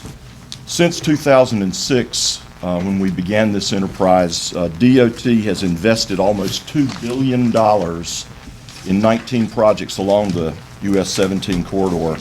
And of that money, $477 million, almost $500 million, had been what DOT considers unfunded. So we were able, through our advocacy to persuade DOT to invest that money they would not have otherwise done, or at least not in as timely a fashion. So we're very proud of those numbers and look to improve them. On the second page of your handout at the bottom refers to the US 64 corridor. A couple of years ago, to leverage the interest in the interstate from Raleigh to Norfolk, which will be called I-87, we reached out to our partner communities along the 64 corridor to solicit their support and their activity in the organization, and the response from them was very, very enthusiastic. Nash County joined, Edgecombe County joined this year, Rocky Mount is involved, Nashville, and a couple of even the smaller communities. So by bringing them into our expanded organization, we've been able to add Division 4 to the other 3 Eastern North Carolina divisions. That improves our influence with the Board of Transportation. We get an extra congressional district. We get about a half a dozen state, House, and Senate districts. And we get an extra MPO and RPO to add to our planners that provide us with a lot of data and assistance. So we're happy about the expansion. I think we're a stronger organization because they're a part of it. The top slide on page 3, which has the NCDOT seal, lists the projects on the current draft State Transportation Improvement Program, the STIP. We have 29 US 17 projects listed on the STIP worth over $2.2 billion. That's the most number of projects we've ever had, and 17 of those 29 are considered fully or partially deliverable. That means that there'll be some activity in the first 5 years of the 10-year strategic plan. So we think that's excellent. The next slide, the middle slide on page 3, I want to highlight the 2 projects I think most important to Beaufort County. One of them is the Washington to Williamston stretch, 10-mile stretch that is now fully deliverable in the STIP. There was a recent scoping meeting in Williamston. Commissioner Evans was there, Mr. Alligood was there to talk about that project. Right away will be wrapped up in 2020. Construction will begin in 2022. And that last 10 miles between Old Ford Community and the Williamston bypass, once that's done, will mean there will be a 4-lane road on 17 all the way from Washington to Hampton Roads. So that's a long time coming, but we're very excited about it. $72 million investment by DOT. The other project south of Chocowinity, R2513, is one that had been last on the list, but we've been able to persuade DOT to accelerate at least one segment of that project and get that underway. From NC 43 or Weyerhaeuser Road in Craven County up to where the Vanceboro bypass begins approximately is programmed and funded, about $14 million. And although that doesn't take us the rest of the way from Vanceboro to Chocowinity, that's a very important step because now NCDOT can get the environmental document done for the entire project. And that's a huge lift. It's going to take about 3 years to get that document done, but it's vitally important that we get that stretch south of Chocowinity finished up. Bottom slide on page 3 has a picture of Jim Trogdon, who's the new Secretary of Transportation. Jim and I have actually known each other for quite a long time, even prior to his work in the department in the Purdue administration. He was kind enough to speak to our Board of Directors meeting a couple of months ago in Rocky Mount, which was one of his very first formal appearances. So we look forward to a long and productive relationship with Secretary Trogdon. My final comments will have to do with the bottom slide on page 4, which is our goals for this year. We're going to continue to support the work of our RPOs and MPOs, the planners that really do the nuts and bolts prioritization work. We can advocate where they cannot. So we take what they recommend and we take that to DOT and we beat on the doors. We're going to advocate for full funding and timely programming of all our projects along 17 and 64. We're going to work with the DOT and the General Assembly to improve the Strategic Transportation Investments Law, STI, which has not been a friend to rural North Carolina since it was enacted in 2013. We think there are ways we can improve it. We've been talking to the legislature and the DOT leadership about that. And we're going to seek long-term sustainable funding for all transportation, especially rural Eastern North Carolina transportation. We've accomplished a lot. We still have a lot to do, but I've never been more enthusiastic about where we stand. And again, I want to thank Beaufort County, and I'll be happy to take questions if you have any. I got it. Commissioner Brand. This list right here of things that we're going to accomplish, when is this going to start? Especially the Washington to Williamson project, $42 million. That's $72 million. That's going to begin in 2020. The right-of-way will be wrapped up. The utilities moved by 2020. Construction start thereafter. I think we'll actually be able to move that up a year or two, but it's going to be sooner than later, and it's considered deliverable because it's in the next 5 years of the 10-year plan. Okay, thank you. Any other questions? Okay, thank you very much. We're Thanks, Mom. at 6:32, so we're going to take a 15-minute break or less, and we'll be right back.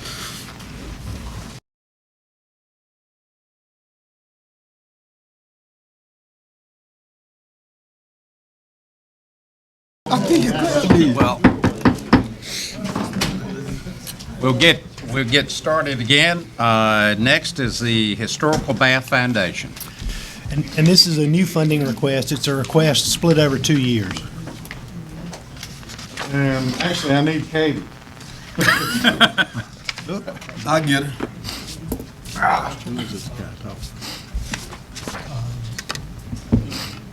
You got it loaded? Oh, yeah, I know. Yeah, I thought I knew him. This is going to be dangerous. Which one is it? Yeah, the last time There it is. we never got to see it. I got him. Watch There it this.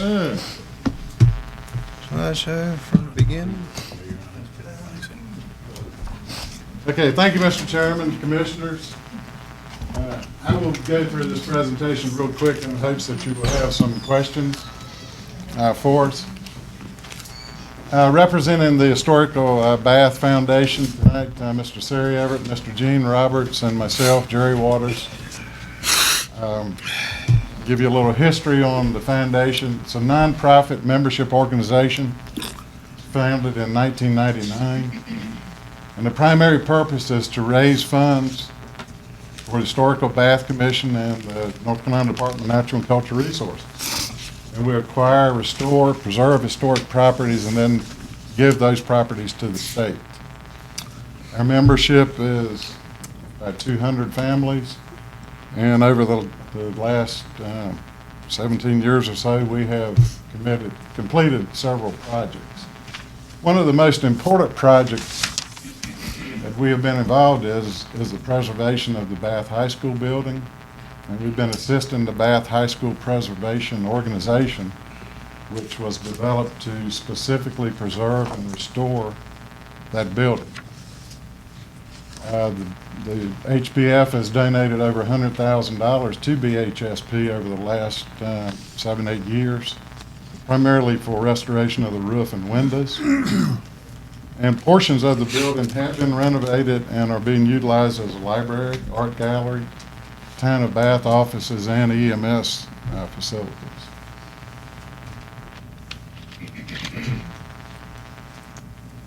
Our specific project is going to involve the west wing, northwest wing of the old building. For those of you not exactly familiar, that is the northwest wing, and it faces the historic site property.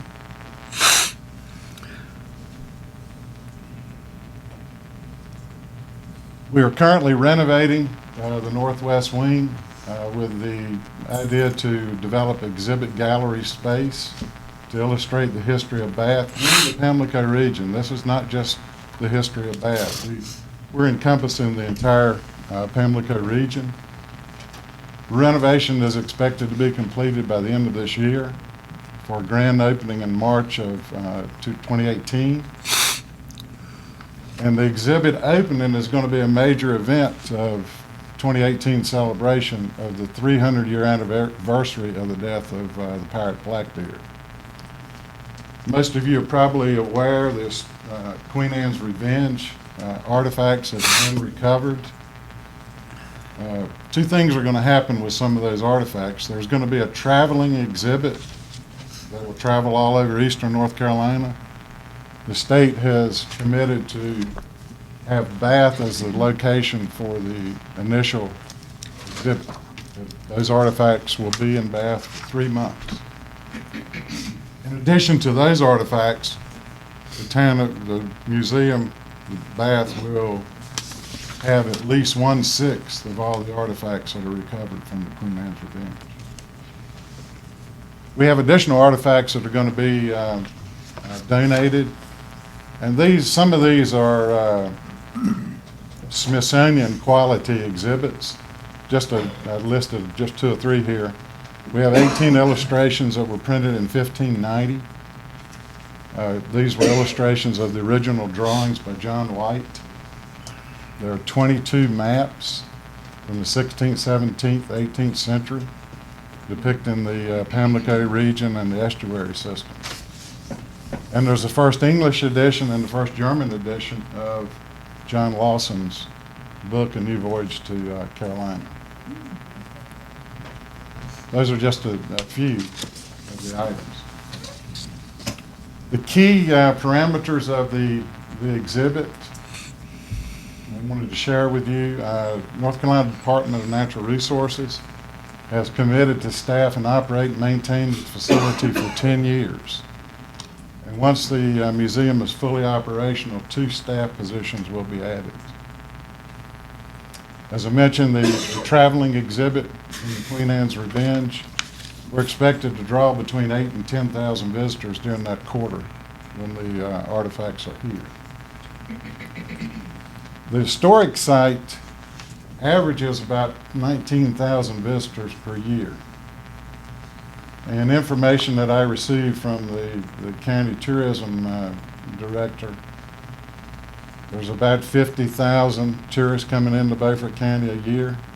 Maybe that's a conservative number, probably between 50 and 60, but the state historic site represents at least 38% of the tourists coming into Beaufort County. So it's a big draw for tourism in Beaufort County. And with the museum space being created, we expect the traffic to increase by about 20% or another 3,800 people per year. With the presentations I've seen tonight, we really do need to have a synergy between the historic site, the Washington Waterfront, the Aurora Fossil Museum, the Belhaven Museum, Goose Creek State Park. You know, there's just, tourism is going to be extremely important to this county going forward. And I really see the reason for synergies between all of the facilities that we have. We have completed the structural repair to the foundation, first floor, second floor. It's just one picture here showing you what we have completed today. We've spent $225,000 for those repairs. The exterior work, windows, and first floor is going to take about another $544,000. Second floor and ultimate elevator, another $280,000. So our total project is $1,050,000. How are we funding that? We are, as I said, we are a member organization. At the beginning of 2017, we had restricted funds of $150,000 for the exhibit space. Subsequent to acquiring the northwest wing from the Bath High School Preservation, we received donations of $300,000, And in December of 27, that should be 2017 instead of 2107. We met with the Eddie Smith Foundation, and they pledged another $300,000 in matching funds, and a one-to-one match for future donations that we would receive for the exhibit. So funded status as of May 15th, the 224 that we've already spent for the repairs. We have another 226,000 in cash. Recent contributions since the beginning of this year, another 33,500. So that would qualify for the 33.5 from the Smith Foundation. So we currently have 517,000.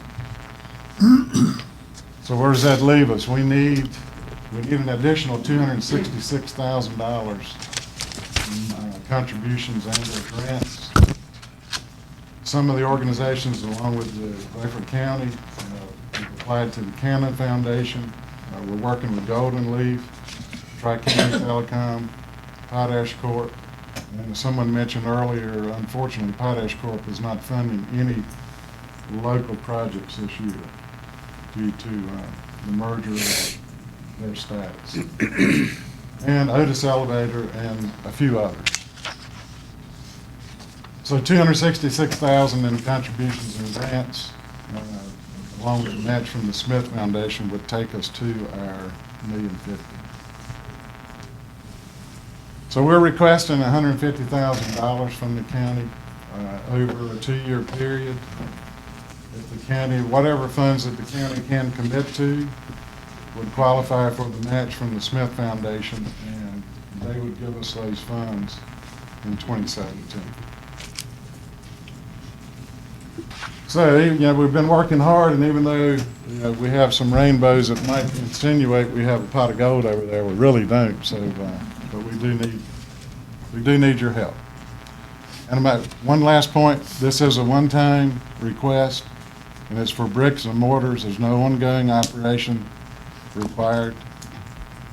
And to my knowledge, I believe this is the first request that the HBF has ever made of the county. Thank you. We have time for one question.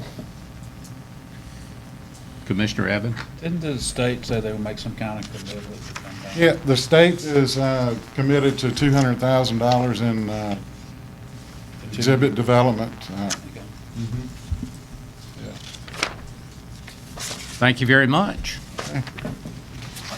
We're moving on to the Pantigger Academy History Museum. So they have a request for $3,500. You funded them this year at $1,000, so it's an additional $2,500. Melanie, that's his light. Thank you.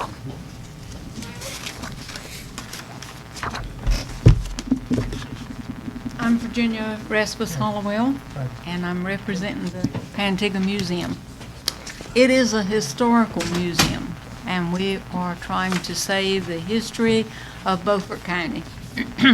It does include Hyde County some, because Pantigger used to be in Hyde County. Did you know that? Maybe you did, maybe you didn't, but until about 1818, Pantigger was in Hyde County. So if you want the early records of Pantigger, you've got to go to Hyde County Records. Deed Book 1 talks about Pantigger Creek, which went by another name. I never knew that until we started some research, but that's interesting, isn't it? History is interesting. More so than when I was in school. But it's about people. The question was asked us, how many of you have been to the Aurora Fossil Museum? And I think we saw a show of hands. I'm not going to embarrass you, but I'm going to ask you anyway. How many of you have been to the Pantigger Museum? All right. You've had some. We're not embarrassed. Well, you won't be embarrassed if you went, because it's a pretty wonderful place. We are a very small group. We have a fairly large membership, but they don't live here. We have from 100 to 150 paid members but they live all over the world. And we spend their money, their membership money, and they usually make donations for us, but they aren't able to physically help us out. So we're only open on weekends, and we realize we need to be open more. That's one of our goals. But why I'm here tonight is we're full downstairs in our main building. We have 3 buildings, in case some of you didn't know. We have the large, beautiful crown jewel of Beaufort County. It's one of the few remaining wood school buildings. Few brick ones, but this is a wood one. And we also have the office that belonged to George DuPont Old, who was the agent for the Albemarle Swamp Land Company that was located in Pantigga prior to the Civil War and after the Civil War. And they went into the swamps and made shingles, staves, shipped them out from the Pantigga Harbor, right there at the creek, to places such as Pennsylvania, New York, famous names. We have those documented records. We have that office, and it's just wrapped up in those shingles that they cut in the swamp. And we have the Pantigga Jail, which is also a wood structure. Excuse me. The wood structure, and we have not been able to find much documentation about that jail. It was always there. I remember it even as a child, and we always knew it was the jail, and it sat down by the creek. And then it was used as the town hall for a little while, and then it was used for storage, and then the fire department said, this thing's in the way. So they moved this beautiful wood structure over to our property, and we know it dates in late 1800s, and we're still hoping to find in somebody's trunk some information that somebody was put in jail there. They were. It's a wonderful old building, but we haven't learned a lot about it yet. That's the one that the oak tree fell on and split half in 2. And we got it, we worked the miracle and got it put back, had to buy and put a complete new roof. But anyway, it's that's been done. So we've got 3 buildings, and the downstairs of the main big building is full. We've got all kinds of good stuff in there. We've got a tobacco cart from Knox Warehouse in Washington. Anybody remember Knox Warehouse? K-N-O-X? Way back in time. Of course, tobacco's been demonized so bad now, but we do have some pretty good tobacco artifacts. But downstairs is full.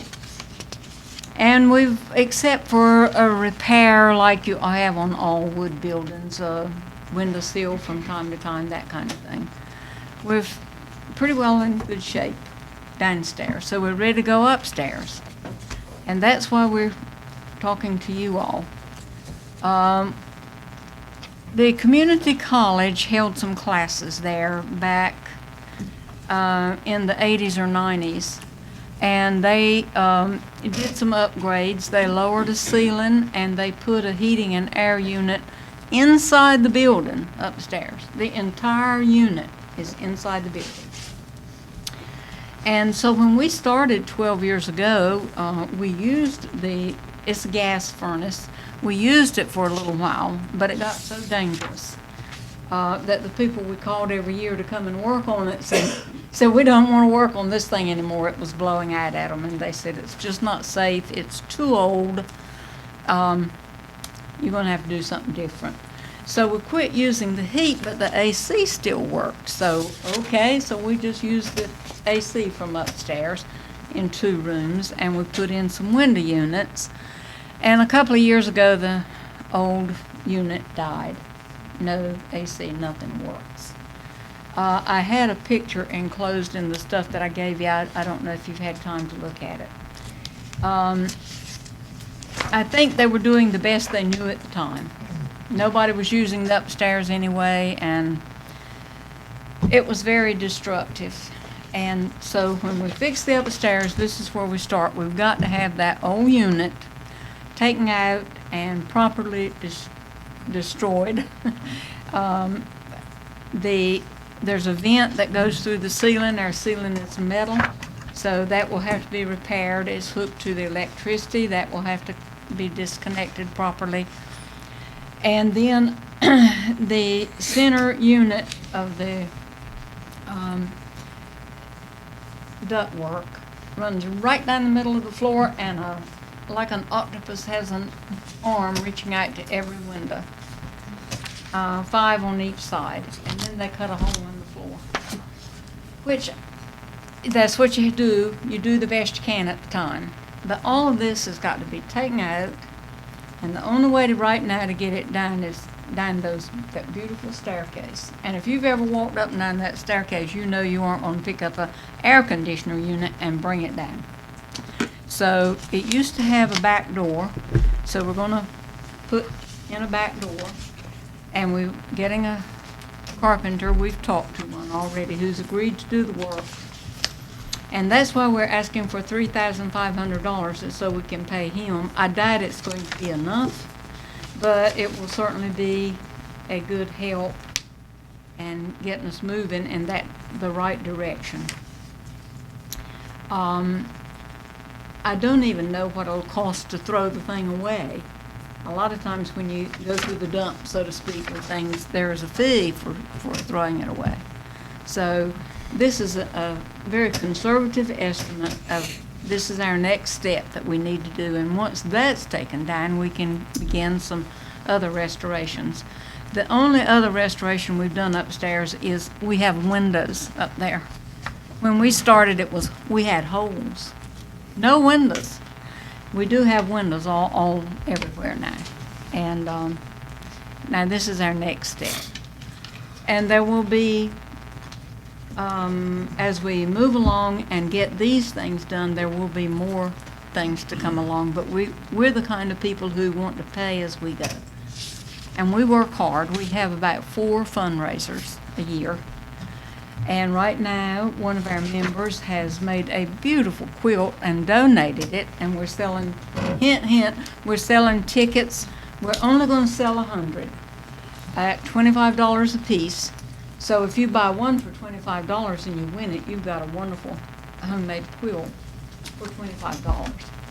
But those are selling well, and the drawing will not be till September. So you can think about that. You don't have to buy the ticket tonight. But it's okay if you want to. Miss Virginia, I'm going to have to call time. Okay. Yeah. Well, I've always been talking too long, Mr. Franklin. But that is our request, and we appreciate what you all are willing to do for the county, to take your personal time to serve as commissioners. Most of us are not willing to do it. So we're grateful to all of you. Thank you. Thank you. Thank you very much. We're down to Ruth's Hatch. So Ruth's House was funded this year at $5,000. They're asking for $15,000, so it's an increase of $10,000. They here? Apparently not. Is there Derek, check outside and see if there's anyone out there. Anybody from Roof House?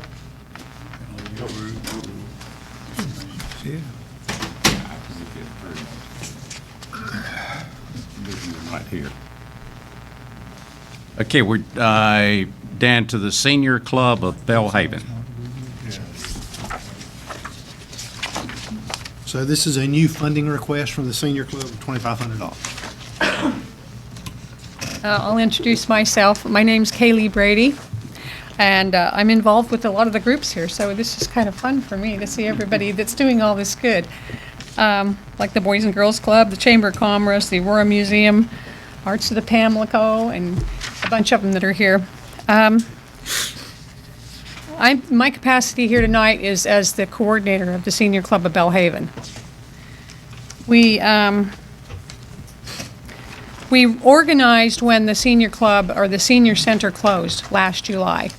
When they closed, we lost everything that they had, the office equipment and such, and we reorganized and set up a new program now. This is a calendar of what we do. So I don't know if I enclosed this. I did enclose what I'm asking the request for the funding for. We have quite a vast program. We do a lot of different activities that are a lot of fun. The one thing that we don't have is good communication and getting the word out to the seniors and the residents in Bellhaven of what's going on. Well, the best we can do is we've got that calendar that I showed you. The city's good enough to put this out in the light bill most months. But we can't guarantee that people are going to see it even then. And so we're suggesting that we have a community bulletin. That's what we're asking for the funding for. And let's see what I wrote here. Let's see. The appropriation of funds would be used to improve the communication, advertising, and notifying the public of the senior club programs and events, as well as the other community information. There's not a newspaper in Bellhaven at all that I'm aware of that specifically publishes Bellhaven news, and many of the seniors in our community don't have email or familiarity with social media. In fact, there's some that don't get out of their houses a lot, and so we think this would be good for them. Community bulletin is desperately needed, and this would be effective in helping keep our elderly population informed, aware of events, programs, assistance, and services that they could use to improve the quality of their lives. And that is, as our mission states, to elevate the quality of life in our citizens as they age. So when I turned in my paperwork, I enclosed a copy of what we're proposing that we do. And it's, I'll just briefly go through it.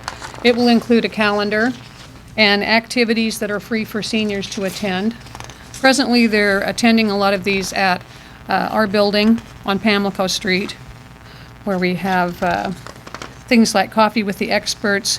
We have painting, we have Tai Chi, we have a monthly birthday party, and so we have a lot of educational stuff, and then they can come there as we're a resource center, so they can come and get help with taxes. We can refer them to legal help or a lot of different services that they might need. The Arts Council would also probably have some input into the newsletter. I funded the Arts Council a little over a year ago. I founded it a little over a year ago.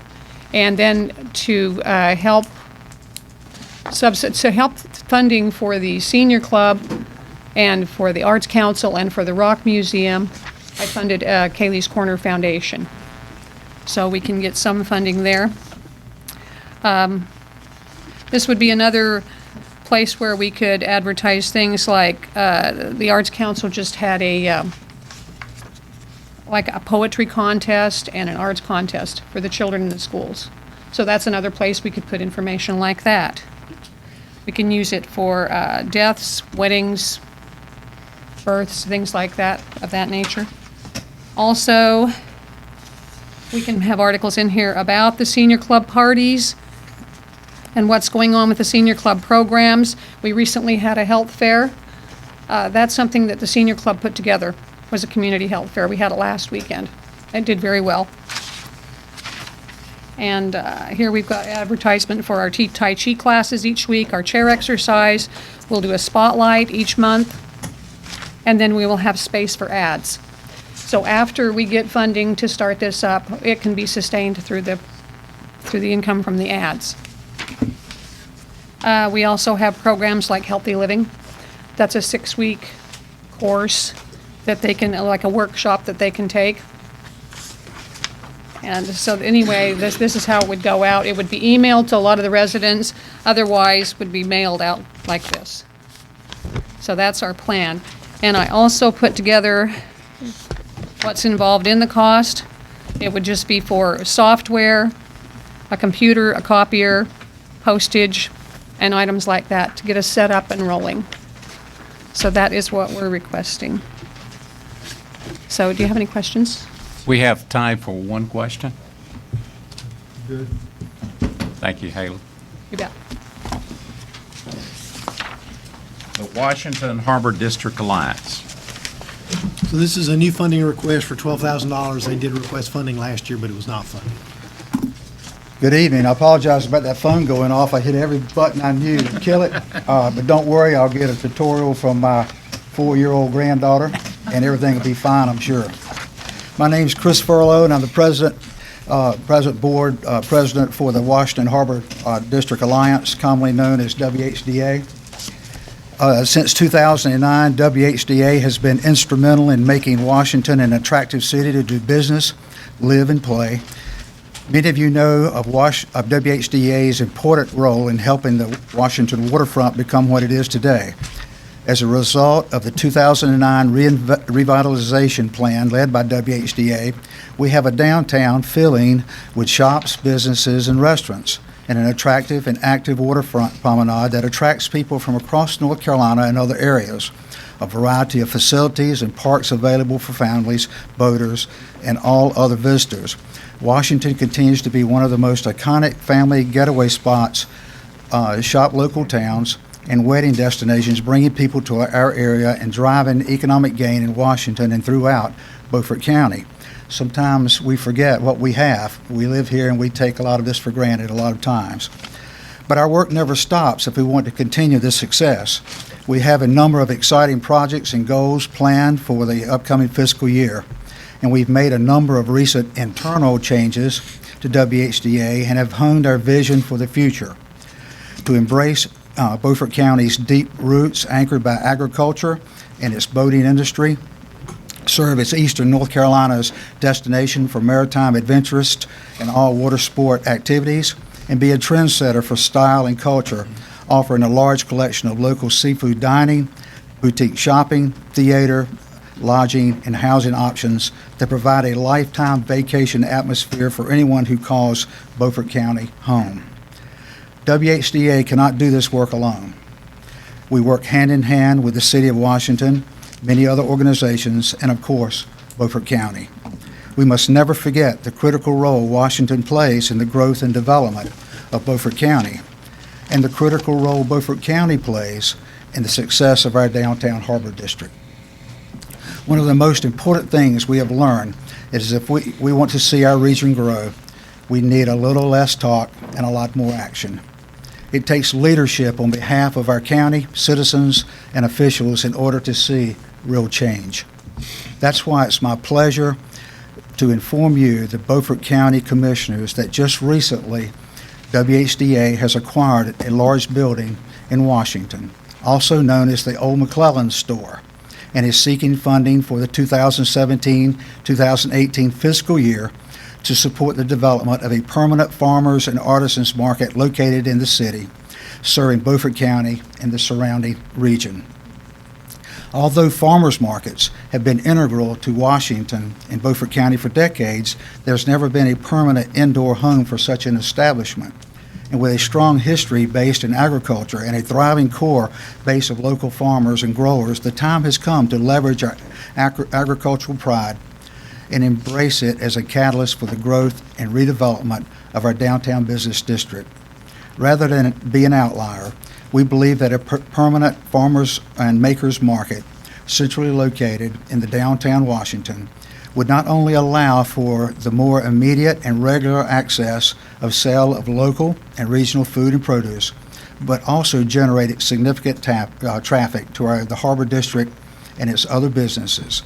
This project will rehabilitate a historic and vacant downtown building to meet current day needs, serving as an example of how existing historically significant structures can be leveraged, provide enclosed year-round spaces for farmers and artisans to sell produce and products, extending customer base and growing seasons, cultivate at least 2 full-time market merchant anchors on Main Street, for example, a potential meat market or potential creameries, or allowing for the growth and expansion of existing businesses, to provide maker spaces where people gather to share resources, knowledge, work on projects, network, and build.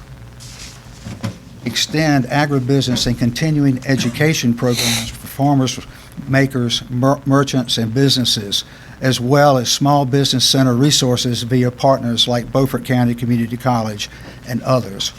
And provide offices for WHDA, a nonprofit working to renew, restore, rebuild and revitalize the downtown business district, improve economic conditions, encourage tourism, and preserve historical buildings and their significance. Is the amount we've requested enough? No. Is it a lot? Yes.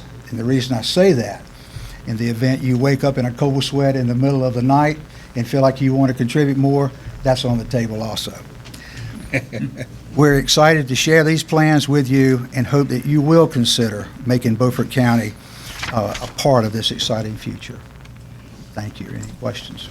We have time for one. When this comes to light, will that do away with the walkthrough part of farmers market on the waterfront? Yes, the goal is to provide an indoor area where we can have a seasonal, or all year round market. Yeah. Okay. Thank you, Chris. Okay, Arts of the Pamlico. So the Arts of Pamlico, last year you funded them at $20,000. They've asked for 34 this year, so that's an increase of 14,000. Thank you. Fine, how you doing? Thank you.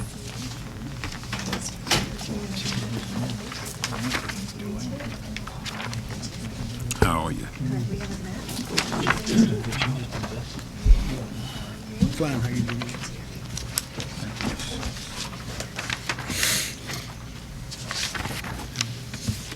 Apologies for not being here on time. I was dripping with little children who are graduating on our stage right now from their pre-K program with Carol World, and we welcome the County Commission to use the space at any time for meetings or for events, and you're welcome to use it for free to allow more people to be at the county meetings if you'd like to do that. We're very open to that, and I've actually talked to Mr. Evans about that. So please come over and use the space.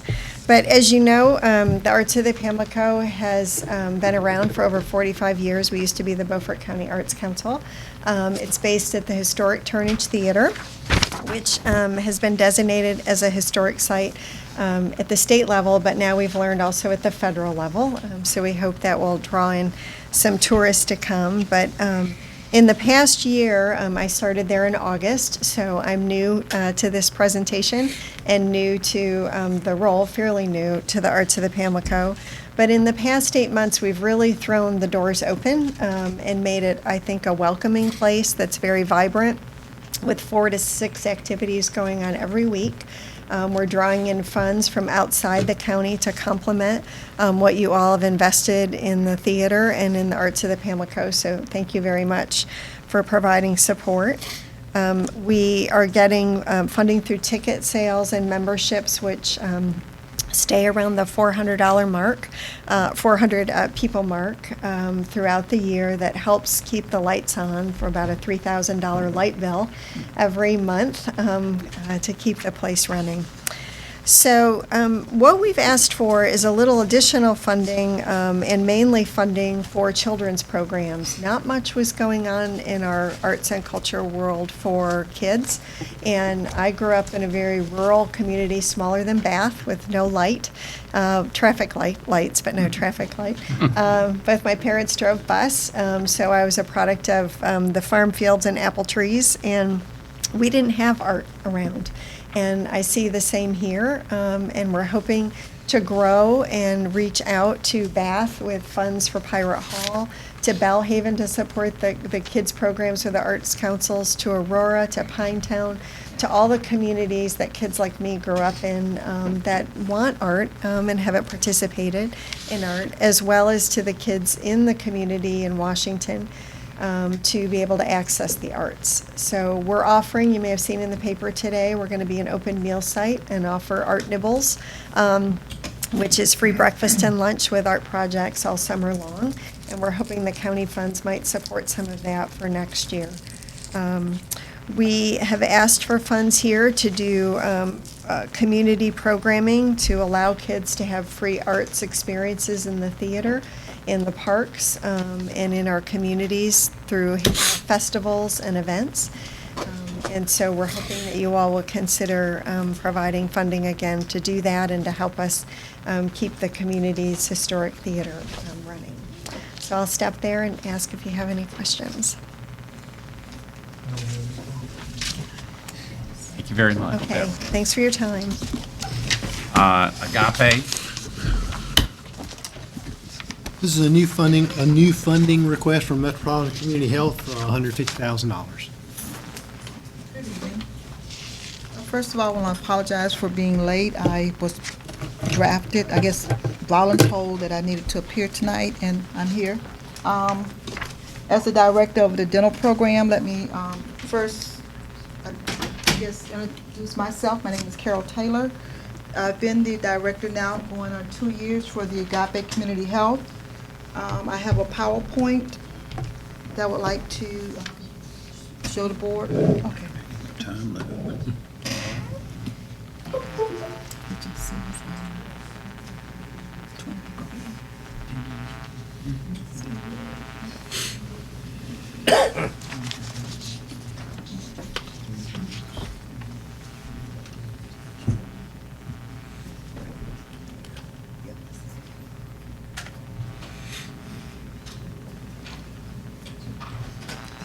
Just hit this button and move forward.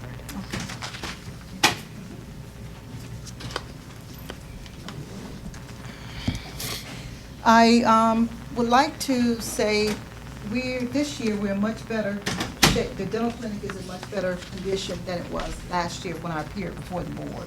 Okay. Just want to bring about some good news that we have done, the progress that the clinic has come into. Just to say what we are, who we are, what we do.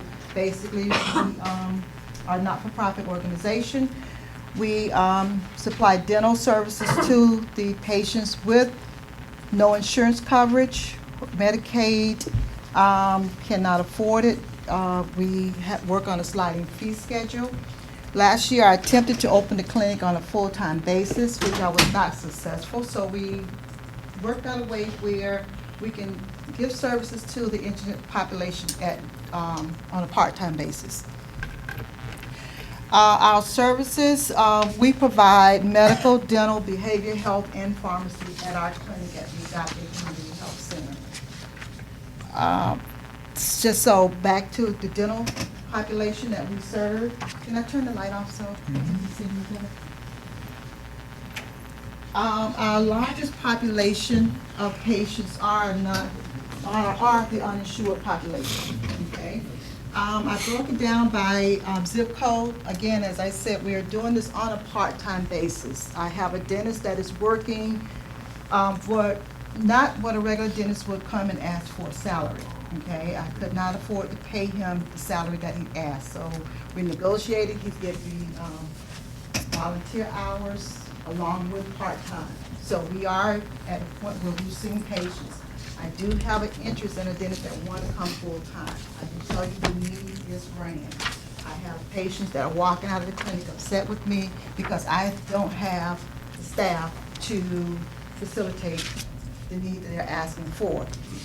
The reason that I'm presenting to the board at this point, present time, is to hire a full-time dentist in this area. Okay.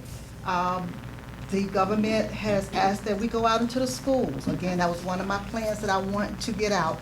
I have hired a hygienist who goes out and teach brushing, flossing to the kindergarten. We feel if we get to the young, then we're able to prevent some of the problems that we're seeing at this later stage. Okay.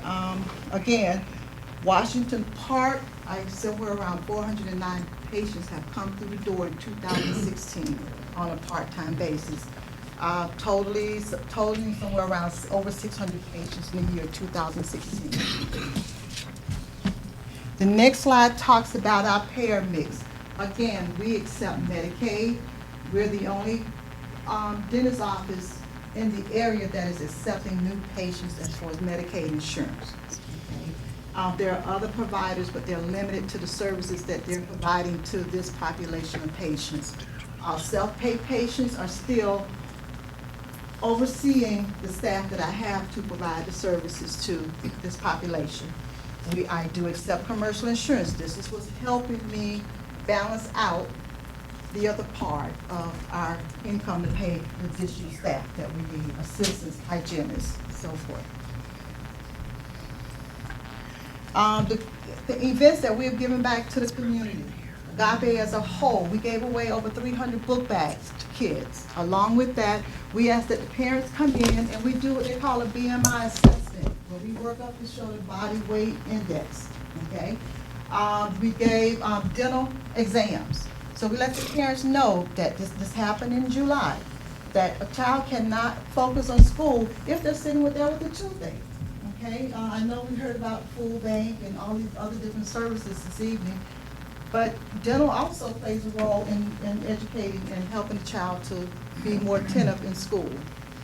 Eye exams is what we gave away, free eye exams. Hearing screenings, we screened for hearings, and then we also offered a free flu shot. And we gave away somewhere around 320 flu shots to Beaufort County residents. Our monthly revenue, okay, again, I seeked out for additional funding to help supply the services. We were awarded a $350,000 grant from PERSA, from Oral Health. That, for me, went for Beaufort and Martin County, so I have two clinics. I had to split that money in two. So once you do that, $350 came out to be $14,583 a month is what I pulled down from that grant for this county. Along with that third-party insurance, I collected somewhere around $3,716.74 a month is what I'm getting back from commercial insurance from the residents that come into our clinic, our dental clinic, with commercial insurance. Medicaid and Medicare, I'm doing somewhere around $11,000 a month. Okay, so with this, it has brought us somewhere where we're not in the red, and at a part-time basis, we are making somewhere around $33,811.52 a month in revenue for the clinic. That revenue goes back to pay staff, supplies, maintenance, software, education, to keep up our skills in the dental field, to enable to deliver this type of services. Again, I can say I'm proud to stand before this board and say we are not in debt at the dental clinic as we sit right now. Okay, but if I bring on another dentist, more patients, it can bring me in the red. This is why I'm standing here asking for help to bring on a full-time dentist. This is our monthly operation expenses, and here we are. Okay? And this is with keeping overhead low. This is the end of my PowerPoint. Have any questions? We have time for one question or two in this case. Thank you. Thank you very much. It's on this side. Okay, we're going to move now into the Fire and Rescue Tax and District expansion request. The first one is the Chocowinity Township Rescue Tax. So Carney's going to kind of tee these up, but also for you to see, if you'll look on page 362 in your service expansion, you'll see the current rates both for rescue and for fire, and then you'll see the proposed rates at the table, so you know what they are and what they're asking for.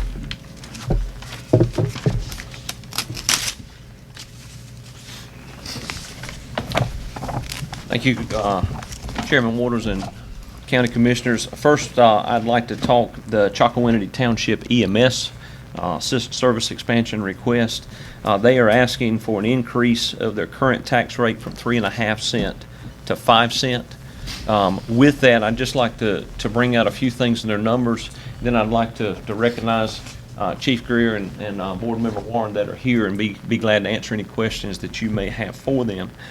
They run both a 911 emergency service ambulance, or 2 ambulances, and then they run convalescent trucks as well to try to make up some of the outcome of their budgets.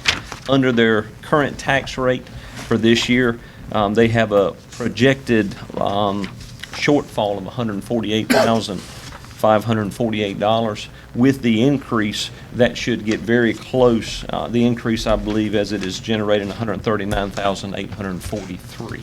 So that will put them very close to a balanced budget on their increase. One other thing that I just wanted to bring out in talking with Captain Greer, as we look at their actual calls that they have run so far this year, 375 calls. This was for January, February, March, the data in which they provided at time of initial budget submission.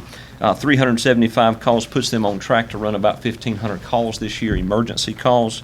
Calls for 911 service was 235, which percentage of calls for 911 service is actually 62, almost 63%. If we look at their main budget request of combined, when we look at that, their service from the county shows a less percentage for 911 calls of their income coming in versus what they bill for their convalescent transports. Just trying to show you some money with that. With that, I'll ask you guys if you'll stand if you have any questions for them, or myself will be glad to answer.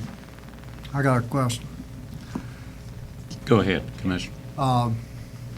You say this tax increase was requested, but requested by who?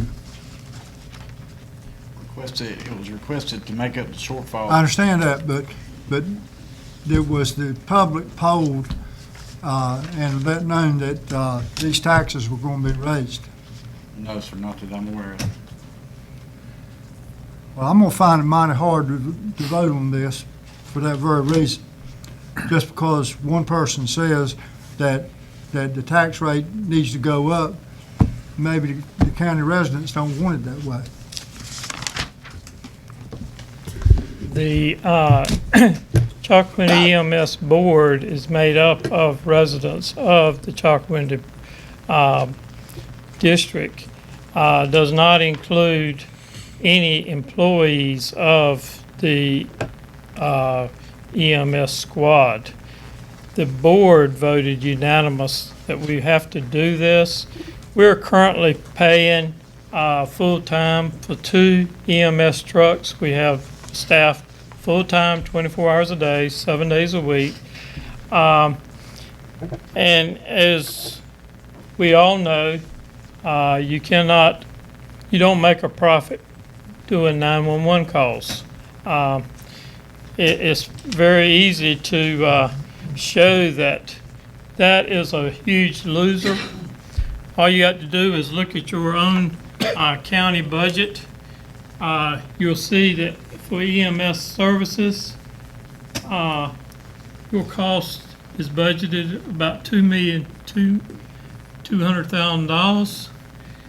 Your revenues for EMS is budgeted at 425, and your EMS tax, which your tax is at 5 cents. Ours is at 3.5 cents. That's what Chalkawindy's is. That 5 cents is budgeted to bring in about $780,000. You're going to have a shortfall of over $1 million, which will have to come from general fund money. We're not asking for no general fund money. We're just asking that our rate be equal to what the county's rate is for the areas they're serving. We're just trying to break even and to cover, give the people medical services. That's all we're asking. Mr. Chairman? Yes. I have a question. You're running 2 911 vehicles, correct? We're running 2 trucks full-time, 24 hours a day. And 3.5 cent tax that the county provides supplies you with how much money? Approximately $540,000. The county gives you now. If we run, we get 5 cents. No, I'm saying 3.5 is about $380. About $380. What does it cost you to run each ambulance? One truck costs you $500,000. So we're supplying with 300,000 plus, and it's cost you almost $1 million, or over Right. $1 million. And the county now is charging 5 cents. For all the north side area where they're running And the county's projected out of their general fund about $1 million. That's what it looks like according to this budget. And you're not asking for any increase in general funds, any money from general funds whatsoever. We don't get any money from general fund. And if we don't get an increase to 3.5, your loss will be $148,000? Yes. And that's because the other $700,000 is made up through fundraising? billings and things like that. That's correct. All right, thank you. I'd just like to hear some input from the county residents that this is going to affect. Well, last year you raised it to 5 cents on the north side. Did you go out and get a vote for the people in the north side? No? Well, we are asking to be treated fair. Yeah, the comment I would make is up to this point, all of these recommendations on budgets has come from the board members within the local district, and we've never asked for a vote within those districts or poll people as it relates to that. We've always taken the people that are doing the work. I within understand fire that, district. Mr. Chairman, but everywhere I go, people say, don't you dare raise our taxes. And this is a tax on your residents. Well, then we decrease 911 service. Mr. Chairman? Yes. I do have one thing further to say. The EMS Oversight Committee, which has representation from other squads and private individuals, has recommended to the board that they approve this increase. Thank you. Okay, we've got a time limit on each one of these. 10 minutes is up on the Chocowinity issue. So going to move to the north side fire tax. Thank you, Mr. Chairman. If you find service expansion for the north side fire tax, if I could just give a little bit of information on it. North side consists of the fire departments of Bath, Belhaven, Bunyan, Clark's Neck, Old Ford, Pamlico Beach, Pantigga, Pinetown, Ponza, Pungo River, and Sydney Fire. And I forgot Ponza on the actual thing. I want to bring that out on public record. They're part of that. Did not want to leave them out. But this group met together, Northside Fire Chiefs met together with various needs, and in that, part of the group came up with asking for a tax increase. When I say part of the group, these particulars, Bunyan, Pantigo, Pungo River, Pamlico Beach, and Old Ford all requested a tax increase. The following departments are not requesting a tax increase but are not opposed to it, and that consisted of Belhaven, Clark's Neck, Pinetown, and Sydney. And Bath was opposed to it. So just a number of all the departments that are represented in the north side. However, with the exception of Bath, we had really half of the departments or a fraction of the departments that came forward and said they needed a tax increase, and the others said they did not want to oppose it, but they were not requesting the tax increase. Tax increase is from 2.9 cent to 3.75, generating an estimated revenue of $216,310. Particular things requested for that increase had to do with modifications to stations, to new apparatus, new equipment, keeping up current PPE and safety concerns of their equipment. From the north side, I have Chief Williams with Bunyan Fire Department, also Chief Myers from Pantigo Fire Department. That'll be glad to answer any questions specific to their department budgets, if you guys would please stand.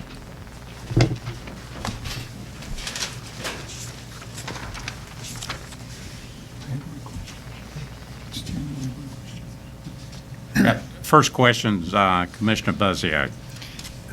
What is it, if you know, an average price it costs to equip a volunteer fireman? One person?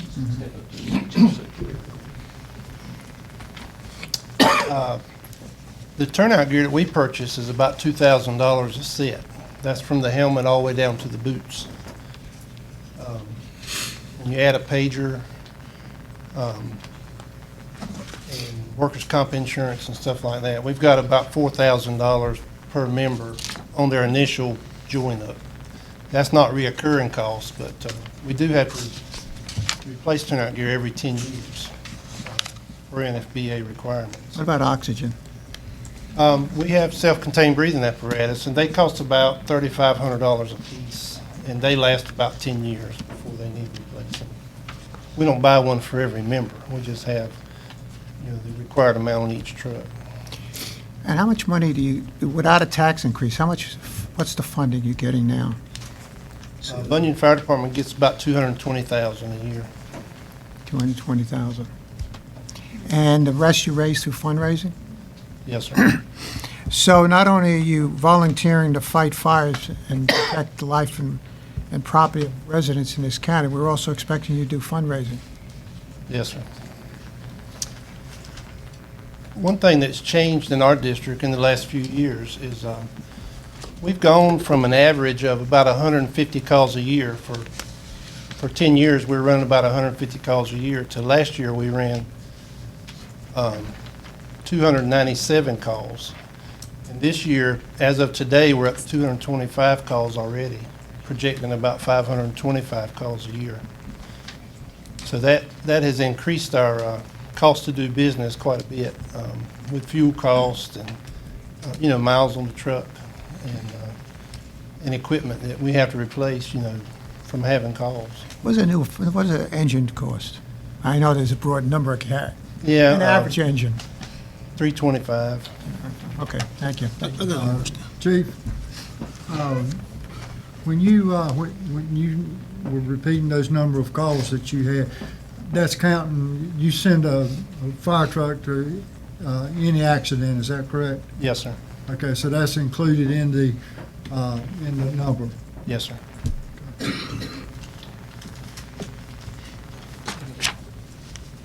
Mr. Booth? Chief, what's driving your calls up? I mean, the population is not growing that much. What is driving it? Is it 55% of our calls last year, and so far this year, the trend is continuing, is EMS calls. We've recently started participating in first responder, and that's 55% of our calls. We don't drive the fire engine to these calls. We have a smaller pickup type thing that we use with all the medical equipment in it and stuff like that. But how many? I mean, we was at a seminar a few years ago trying to work on those calls. How many of those calls are actually transports? Some when y'all can get there, and somebody might have just stuck a nail in the hand or something. Like all the calls we go to are transport. Okay. We only get called to the more serious calls. Okay. A few years ago, I might have been a guy that disagreed with us going to all these medical calls. But if you ever go to one and you witness a guy that's not alive when you get there, and then 15 minutes later he's alive, and a few days later he's back with his family, that makes those 55% of the calls worth it. And we just actually had one of those Friday. So, That was and that guy, he's awake and alert and talking to his family today. So When you're referring to the number of calls, are you referring to the whole north side area or just Bunyan? that's just our fire district. Okay, but the fire district tax covers everything on the north side of the river, every department. Yes, sir. We don't have those total numbers, do we? Not for you tonight. Okay. I could get those individually for you. Well, I think it would be important to get it in the record what we're talking about. The other question I've got is, when was the last time we had an increase in the fire tax on the north side? And I can answer that. We've never had an increase. The 2.9 is the original. We started out at 4 cents, and it has gradually dwindled with reevaluation. To be fair, reevaluation drove up our property values, so we were able to whittle off the percentage to stay revenue neutral. And through construction and population increase, we have crept up, from about 180 to where we are now at 220. So we have had a gradual increase over the years, but since the start of the Northside Fire Tax, we've never asked for an increase. We've complained about some decreases, but we've never asked for an increase. And it's just got to where we've taken a step to another level where we're doing more, and things cost more. We've got 48 members at our department, and every year when you have to do the workers' comp and all that, it's very expensive. And historically, in the past, the county actually picked up that bill for us up until the Northside Fire Tax. The county covered workers' comp, and they bought a little bit of equipment for us. Mr. Chairman, just real quick, wasn't there a decrease based on the original radio project? Yes, sir. In '95, we went from the low band radio to the high band system we have now. And the county funded that through the fire tax, the county-wide. And for 6 years, we were paying back the debt to the county through the fire tax. And then after the 6 years, they offset the tax to, because we didn't have a debt to pay back. So we were able to lower the tax almost a whole cent. After, I guess that would have been in 2001. Derek, do you have anything to add to any of these questions? I don't want to leave you out since you're standing right up there. Go ahead, Derek. I asked him just to say, because Chief Williams Bunyan has a high property value compared to some of the other districts. And so we've had him answer questions, but I did ask Chief Myers if he could just say what his budget is and call volume as well. So. The county tax dollars that my department receive every year is around $47,000. But our operating budget is $55,000. June of this year, we went first responder, and I was able to do that with the money that I'm currently using, plus using we was able to acquire the old fire safety house and truck, and we took that truck and turned it into a first response vehicle, and it's an '88 model vehicle. So we'll continue to provide service to our end of the county. I know since our end of the county went from one EMS unit to, two EMS units to one EMS unit, there are sometimes that we're a first responder and it's a while for an EMS unit to get there, and our department saw the need to continue to provide this service. Our current engine is a 99 model truck that Vic Williams sold to us when he was selling fire trucks. In 2 more years, that truck will be 20 years old.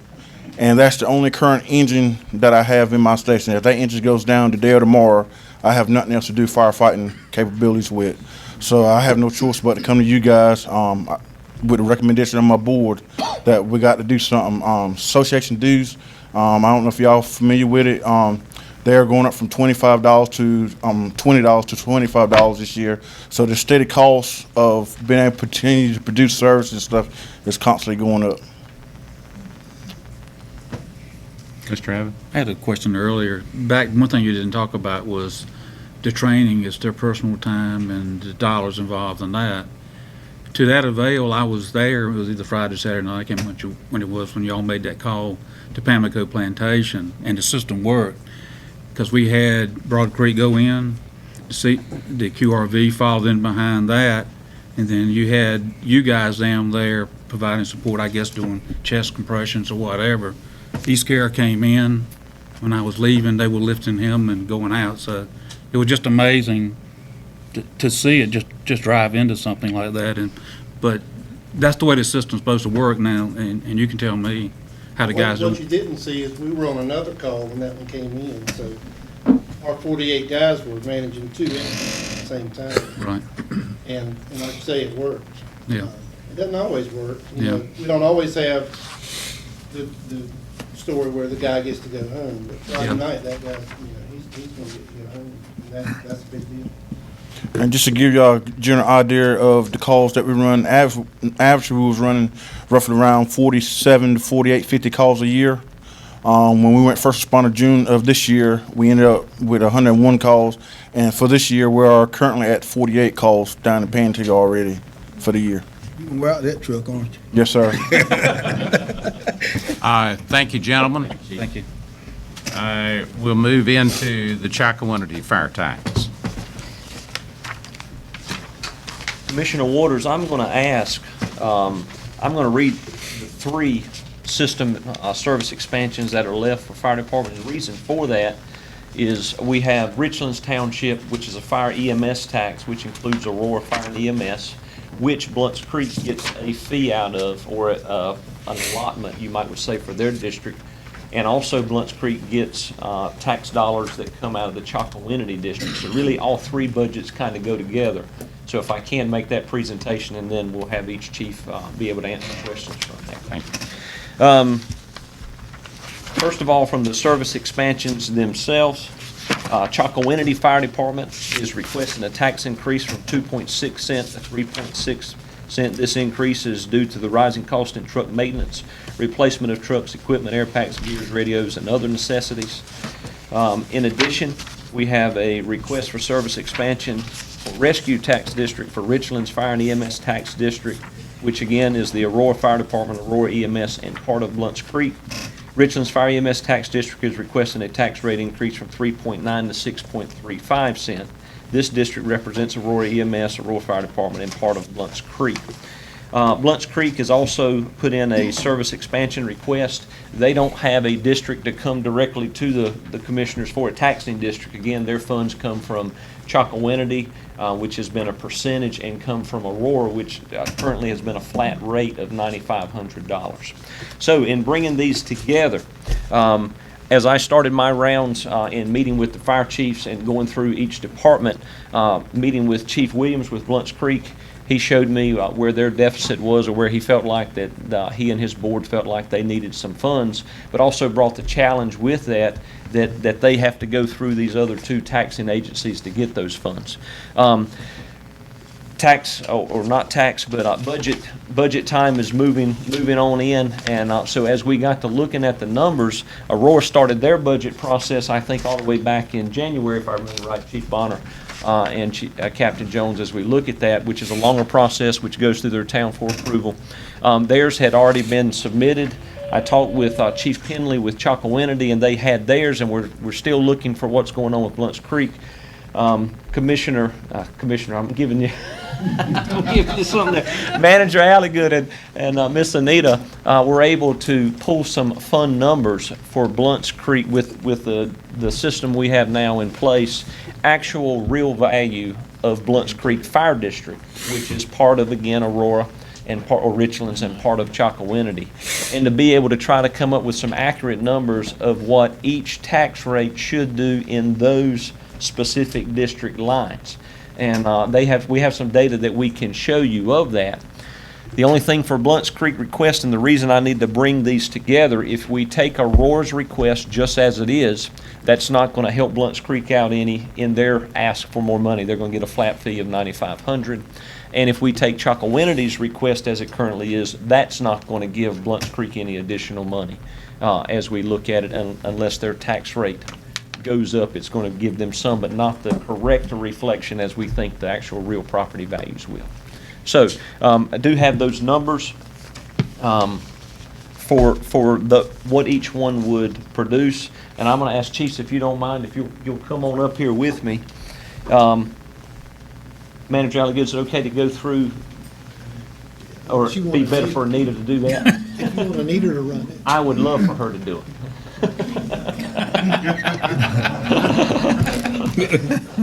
But I can if she doesn't want to. She'll run backup for you if you want to go ahead and run it. Okay. But just for you've got this spreadsheet, and what we did on it was we know for sure real property. We have situs on real property, so we can take our GIS system and we can tell you exactly what the real property is and the cost, what the value is of the real property. Now, we don't have specific situs on personal property necessarily. It may be listed in the township. It's hard for us to gather that. Now, that's one of the things we're working on next year, is to try to get a better handle on that, to get a 911 address for all of that. So what we did was, in order to figure out a percentage, we used the real property, because we know that. We have a hard number on that. Then Anita went in and looked at the personal property and took kind of an average across the county, and then also looked at motor vehicle, because we know what we collect motor vehicle-wise in each of those districts, and laid that in there to kind of show what we were anticipating were the total values of those. So, and I'm running the whole thing for you. I'm sorry. That's okay. I didn't mean to take off with it. To throw one other level of confusion in there for us, Chocowinity has a fire tax specific, so we were able to take their fire tax along with the value of the Blunt's Creek Response District and come up with a number. But Aurora is a fire EMS tax, and so I went and met with Chief Bonner and his board to try to find out exactly what percentage of their request was fire versus EMS. And we had a good meeting, a good conversation in going through. They have three different budget pieces. They have the Aurora Fire, Aurora EMS, and then a miscellaneous budget as a third part. So for us to come up with that percentage, we took their budget specific and split the miscellaneous budget exactly in half. And that came up to be about 26% of the Aurora Fire and EMS tax rate is for fire, and the rest is for EMS. And so with that coming up, each one again has submitted to you their individual request that's absent of any increase for Blunt's Creek. But when we add the numbers that Manager Alligood is talking about and that Anita put together, let me find my exact spot here. Looking at the current tax rate for Chocowinity and Blunt's Creek, their percentage would be, Chocowinity's percentage would be 77%, where they have been gaining 80%. So looking at the actual lines of value and what it should be with Blunt's Creek getting 20, Chocowinity should be 77%, Blunt's Creek should get 22% of that. At the current tax rate of 2.6 cents, that would provide an estimated $180,159 for Chocowinity and $53,270 for Blunt's Creek. With the increase of 3.6 cents, Chocowinity's portion would go to $249,450, and Blunt's Creek increase from the Chocowinity side, or Chocowinity tax budget, would be $73,759. And I apologize if you don't have this in front of you. I'll get you a copy. Okay, great. Okay. And one thing, just let me preface that by saying, we haven't had this detail prior. So roughly, I think Chocowinity's provide about 45,000 to Blunt's Creek, is that right? 46. It's about 46. We get about 46. Yeah, so, once we were able to nail the numbers down, and I don't know how they came up with that number. I'm not sure how that number came about. But we came up with what we estimated was about 53. So they're fairly close. I mean, they're not too terribly far off. But we haven't had that level of detail until this year where we could try to help and do that, so. Brian, I think also the new lines. Yes. Don't split the property like they did before. That's right. So we're plowing new ground is what I'm saying. Yeah, and lastly, really in the last 2 weeks in preparation for today, even after budgets were submitted. Looking at the fire district with Aurora and Blunt's Creek, that's the top line of that same chart. At their current rate of 3.9 cents, it would show that Aurora's tax part would be $36,859, and Blunt's Creek would actually be $8,513 at their current tax rate. They're requesting to go up to 6.35. That would be an increase to $60,014 for Aurora and an increase to $13,861 for Blunt's Creek. In talking with Aurora, because their budget had already been submitted, both through their town approved and sent forward to the commissioners, they didn't feel they could make that change themselves in that budget request, other than keeping at the $9,500 for Blunt's Creek in this year's cycle. I think Chief Williams and Chief Bonner had some discussion beforehand, but the budget process had already started, and so that's where they left that at. When I talked with Chief Penley, all of these guys, I must say, they all want to work together in providing the service. He said, let's do whatever we can, but at the same time, there's always a worry of taking care of your own tax, your own base in what's going on. And so when I shared numbers with Chief Penley really this morning of the accurate numbers we see now, that if we used Blunt's Creek actual property lines and looking at that, then that is going to drop his budget from where they had originally requested, and are wanting to keep that as close to the point where it can. So here we are, and I guess we're just at a time of answering any questions now. Questions? Comment? Yeah, and one more thing that's pretty significant in all this, we did not include business personal property in this. So, because we also have a difficult time in doing that. We can do it in the township, but it's difficult for us to figure that within the areas, because you tax the Richland Township District is the Richland Fire District. And then, so we're not taxing based on the fire response districts, we're taxing based on the township. And in that township, a portion of it is the Blunt's Creek Fire Response District, and the rest of it is the Richlands Response District, same as in Chocowinity. So there's a difference. We looked at what we had, those numbers would go up. We didn't pull, what I'm saying is we didn't pull potash into that calculation. If you do that, if you pull that in, then that $13,861 allocation that Blunt's Creek would get under the new 6.35 cent rate would go up to $44,000. And again, that's one of the things that's just different about this whole piece. If you think about, in that area, when that was done, there was an agreement with, and I don't know how all those agreements were put together, but there was an agreement to do that and to fund and to help the others. If you look at it on the north side, it's completely different. The north side is a single tax, and there were percentages that were determined years ago, and there's a spreadsheet out there that says, here's the number and here are the percentages. And when I got here, they said, here are your percentages. Now, what we are currently doing is putting, and we've just completed that process. Y'all approved those fire districts a couple months ago. We are now able to go in on the real property, because we have situs on that, and we can take that polygon that says, Old Ford Fire Response District. We can take that polygon and we can drill down and say, what is the real value in there? So it gives us we still have a challenge on motor vehicle, because although you say where your motor vehicle is, it's not tied to geography. We've got in our tax system, not all our tax stuff is tied to geography, and that's how we determine those polygons.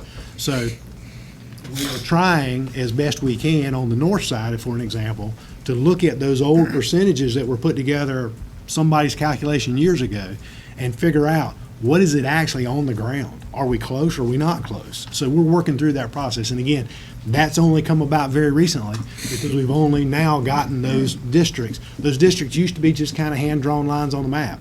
Now we've got them down to the parcel level where we can go in and drill down and say, in this polygon, what is the real property value?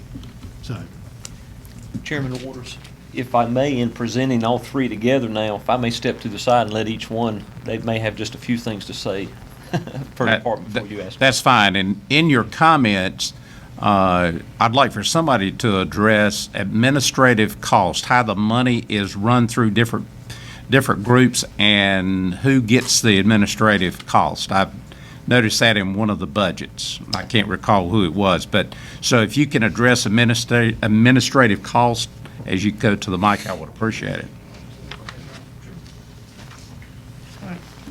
Kevin Bonner with the Aurora Fire Department. How our tax district has been set up was through the general statutes through North Carolina. We set up the Aurora Richland Fire and Rescue Tax Advisory Board. They are the first step that we go to when we do a budget proposal.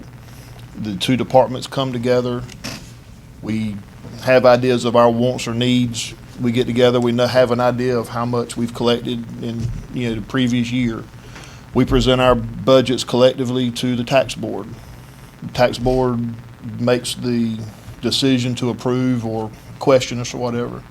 Once that's done, we make a presentation to the town of Aurora, their board of commissioners for approval. At that point, it would go before you guys for consideration. The administrative cost is probably something you saw on our budget, and that is something that is controlled through the town of Aurora. So the town gets the 15, is that what you're saying? If it is needed, yes, sir. That's what we use it for. We don't have control of our money at all.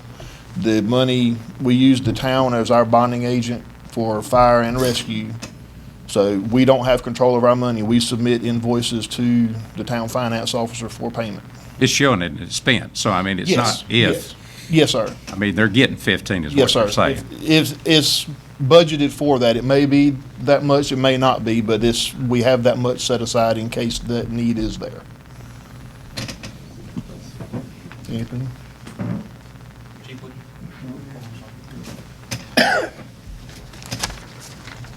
Chief Williams with Blunt Creek. We are a little bit like Aurora with our the bonding agent. Our money goes to Chalkaway Town Hall, and Miss McRoy does our bills through there. The only money we have control of is our private fund, which is our donations, fundraisers. Just two spots where our main concerns is our building was built in 1979, and we've had no improvements to it since then due to money. All of our operational costs go to operating the fire department. And our big expense is a payment to our fire engine. We took out a loan to buy that engine at $190,637.07 at 20 years.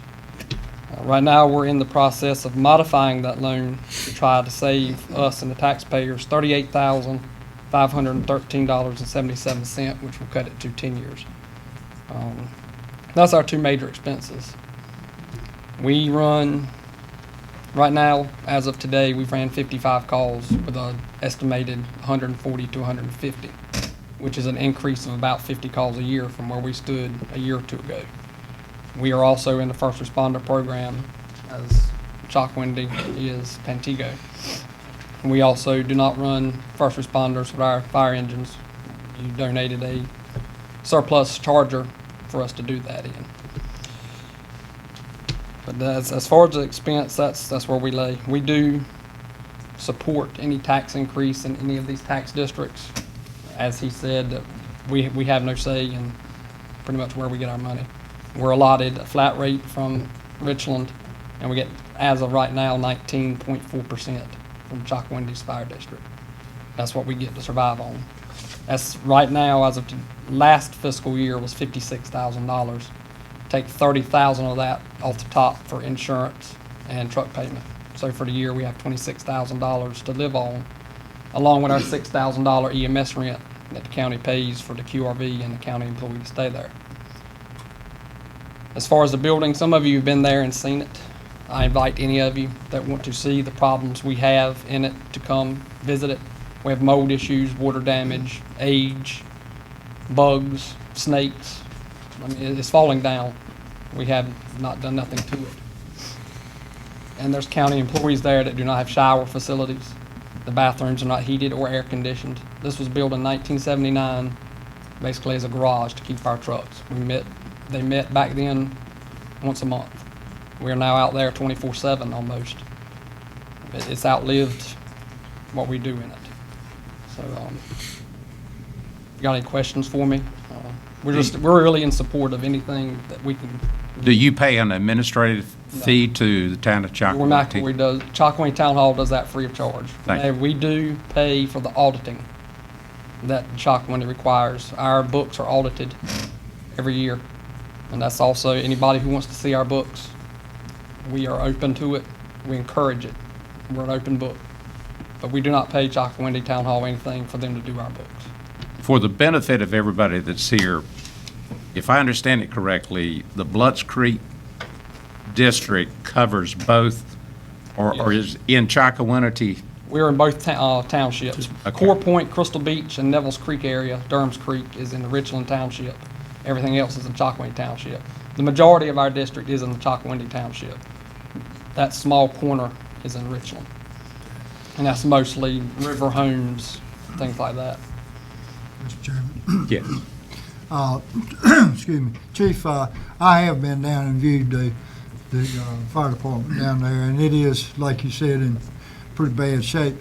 Have you, I think we discussed one time of you having someone to come out and see what the repairs would cost to these areas that need it. We've not had any serious conversations with contractors. We've had off-record conversations, and we had some plans in the past, but they're so old now that the cost wouldn't even be relevant. Right. We recently got a grant with the state volunteer fire department fund. We are actually going to replace our bay doors, so that will be handled. It's a 75% match with the state. We are very lucky what we got. We get a lot of grants through the state and the federal government to replace our equipment. But we will also be in Pantego's shape by the time we pay off our truck. We have 6 vehicles, 2 engines, 1 tanker, a rescue, a brush truck, and a QRV. All 3 of our trucks will be over 20 years old at that time. And the FBA standard says they're not supposed to be in front line.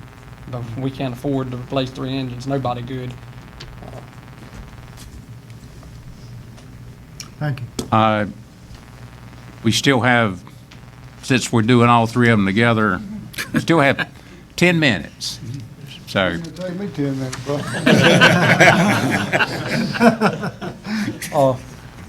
I'm David Fields. I'm chairman of the board at Chalkwindy. And Tommy Finley, the chief at Chocowinity. He knows more about the whole place than I do. All I'm gonna do is tell him no when he asks for something. As far as the increase in Chocowinity, when we figured the budget with the board, we figured what we got last year, and we went with a 1 cent increase and figured the budget in as to what we would want for the coming year. But now, after this morning, we found out we're not going to get what we got last year, so that's going to cut us back a little bit from what we were wanting at the 1 cent rate. Instead of 288,000, I think it was about 240, rough figure. So if we don't get the increase of 1 cent, we're not even going to be where we were at last year by several $1,000s. By how much? It's going to be several, I don't know, off because of the way the GIS system works. And I do know what the GIS system is. I can tell you all about it. That's right. But anyway, we need the 1 cent to continue with what we're doing. As far as calls, we're the ones with the most calls in the county. We had 520 last year. And yes, we do have first responders. The first responder vehicle at Chocowinity was paid for by funds that were raised by Chocowinity Fire Department to barbecue, car show, pictures, whatever we could do to raise the money that bought that SUV that you see running around in Chocowinity. And we do the first responder calls. But yet we still have over 300 fire calls, which includes wrecks as well as structure fire, fighting and brush fire. And our vehicles have passed time to replace too. They only give you 10 years now, and there's no way hardly a volunteer fireman department can replace a truck every 10 years at the price that they are. It's almost impossible, to be frank with you. But if you got any questions about the way we operate, as far as the Chocowinity thing goes, the administrative cost is paid through Chocowinity. The town absorbs the cost of town. handling the funds, okay? Yeah, we've got that straight with the taxes in Chocowinity. Any? I have a question. Yes. Your service that you provide, didn't it decrease the insurance coverage for the residents of your area, fire district? Us and Blunt's Creek both. Aurora too, I think. So the whole South Shore insurance rate for the residents went down. Right, it just went down to 6.9, and basically that's a joint effort, because we shuttle water and do a demonstration within the different departments to show that we can respond and carry enough water to reduce the rate of insurance in the district. Do you have any idea what percentage decrease that would entail, a 6.9? It depends on the problem. I mean, you got a $400,000 house and you were paying $2,000 fire rate, and you're looking at $2,000. I mean, So the service- taxpayers a lot of money on their home. So the service provider on the South Shore has decreased the insurance rate for the homeowners of the entire fire districts. And with us, you know, if we can update keep our equipment up to date, you know, we can work on getting the insurance rate even lower. All of you. Yeah, I don't think it would be above a reach for us to be able to try to do a lower rate in the near future with just a minimal change in equipment. Okay, thank you. You get a certain number of points in the rate about the equipment that you have. And service, I assume. I'm gonna call time. Thank you guys for your volunteer service. Chairman Waters, if I just may say again, I threw a curveball on all of these departments as Blunt Creek came with that request. And the best we could, he did that every year. I think we heard that they had an impact on their budgets.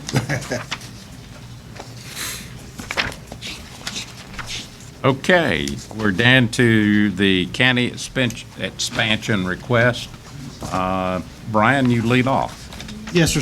So as we said last year and as we said this year, any COLAs are always service expansions. Any cost of living increase is always a service expansion. Like we did last year, we show you a 1% COLA and we show you a 2% COLA. Now that is for general fund departments only, and then you'll see later under the water fund, you'll see what that would be, the impact on the water fund, because it is a separate enterprise fund. For your information, we went back and pulled the consumer price index for the southeast area. The south region, the U.S. cities average for cities less than 50,000.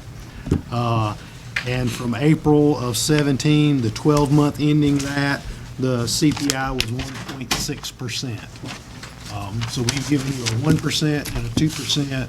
According to the feds, the CPI has been about 1.6% for the southeast, all cities less than 50,000.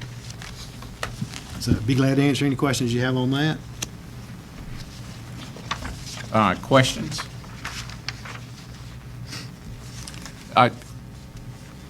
Once again, will you refresh everybody's memory as it relates to the health insurance costs of the employee?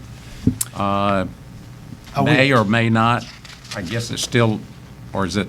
It is the proposal that has come out from the treasurer's office and has been recommended and approved.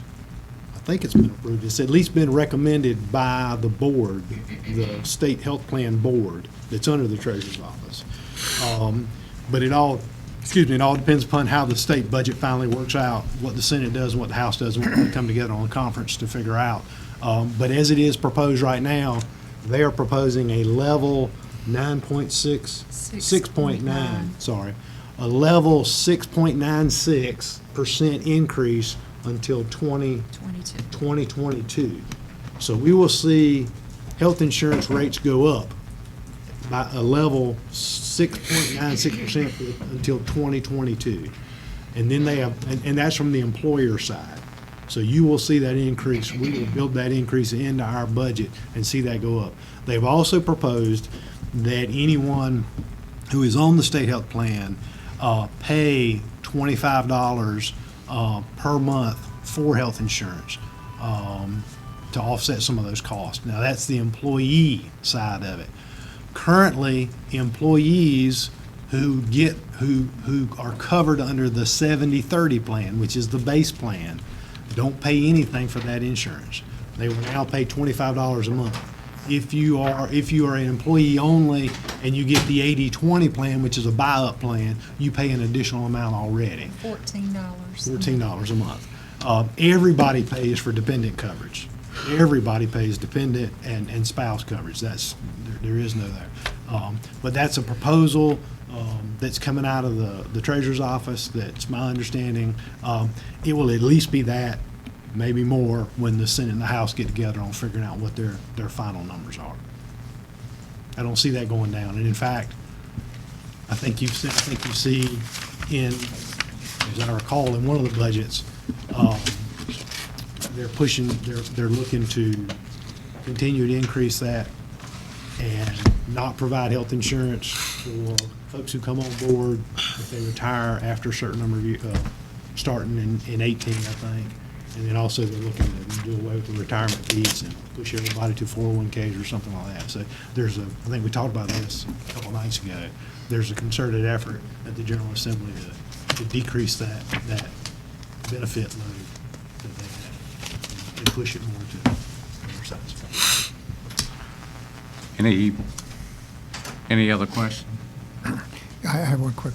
Did you mention the federal tax index is 1.6%? According to the Consumer Price Index out of the U.S. Bureau of Labor Statistics, if you go to the southeast, look at U.S. city averages in the south region for cities or populations that are less than 50,000 in rural areas. So that's where we are. That's us. And if you look at, there are two of them. If you look at the 12 months ending March 17, it's 1.7%. If you look at the 12-month ending April of 17, it's 1.6%.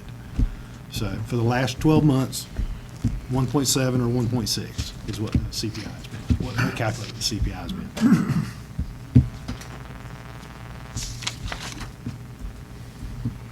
All right, you want to move, the next one has been pulled, so we're down to strategic planning. That's you, Brian. Yes, sir. This is a number in there, you recall at the 17-18 plan and retreat, the School of Government came and gave you a presentation about the strategic planning process, what you do, what you need to do, how you go through that, and what benefits it brings for the governing body and the county as a whole. There are obviously various opportunities that are available to do a strategic plan. There are resources from the School of Government, the Association of County Commissioners, and outside consultants to do that. What I will tell you is we do not have the capacity in-house to do that, and you probably don't want that done in-house. You would rather look to an outside group to do that for you. Based on conversation with the School of Government, they anticipate about $20,000 to do something like that if you wanted to pursue that. And the school system just recently did one. I think it was a little less than that, somewhere around that number. But that's out there for you to consider. I know that was something several of the commissioners had asked about and were interested in looking at, so we gave you that number. Any comments, questions? All right, we're going to move into the voting equipment capital reserve fund. Kelly? All right. Since you were not here when we got started, there is a maximum of 10 minutes. If I do this, that means it's... Don't need that. Don't need that. And good evening. In fact, we've all kind of discussed this at our meeting last week. Just to give you a little history, when I prepare my budget, I present it to my board, which is currently, and our chairman, Jay McRoy, is here tonight, and there's Jay and then John Tate and Tom Payne. When I presented to them this year, we discussed the need for new voting equipment in the future, and I had not included it in my budget to request funds to purchase new voting equipment, but the board members felt like we needed to make y'all aware of it. And in discussions, they came up with an idea of requesting a capital reserve fund for the purchase of the voting equipment in the future. We received a, what am I looking for? A proposal for how much it would cost us to replace our system right now, which would be around $275,000. So the board is requesting that the county set aside $55,000 per year for the next 5 years. And that fund would then have that money available in 5 years for us to purchase that. They really don't want that to sneak up on y'all because $275,000 is a pretty big purchase. So we wanted y'all to be made aware of that and request that to be set aside. But of course, we understand that y'all are the ultimate decision maker on putting that aside or not. Commissioner Brand? And come on up, Jay. Yes, yes, sir. These new voting machines, is that a mandate by the state that we buy them? Well, not at this time. The current voting equipment that's used in North Carolina has to be certified by the State Board of Elections. At this time, our equipment is certified, but at a certain point in time, our equipment will be decertified, and once it's decertified by the state, then it will be mandated for us to purchase new voting equipment. Gotcha. Okay. Let me slide out of your way. And we're not asking that money to be given to the Board of Elections. We're just saying for you to set it aside in your reserves so that you planning ahead, because we didn't want the county commissioners to be faced 5 years or whenever that number is. The state comes and says, well, your equipment isn't certified no more, and we have to come to y'all and ask for that money all at one time. We wanted you to be thinking about, we need to be setting some money aside because it's going to come one of these days. How old is our equipment? Oh gosh, 15 years probably. See, our equipment's 15 years old. At some point, it ain't going to last forever. And it's going to be an expense for the county, and we didn't want to be sudden surprises to you. And that's all we're asking. And I'm betting that it will last another 5 years, because when we say 5 years, we also have to think about this year. We're using it for municipal elections where only half of the precincts are available. We do have about 8 backup machines right now that we can move around once things start to die off. We do have fixes for certain things. So we're starting to have a few maintenance issues, but by and large, I do believe they'll last us through the next election cycle. But after this, the 2020 general election, presidential election, I'd be surprised if these things, I really would think they would meet the end of their cycle. Thank you, Kelly. And also, there is some talk with the General Assembly of providing a matching grant for the purchase of new voting equipment, which could happen next year or the year after.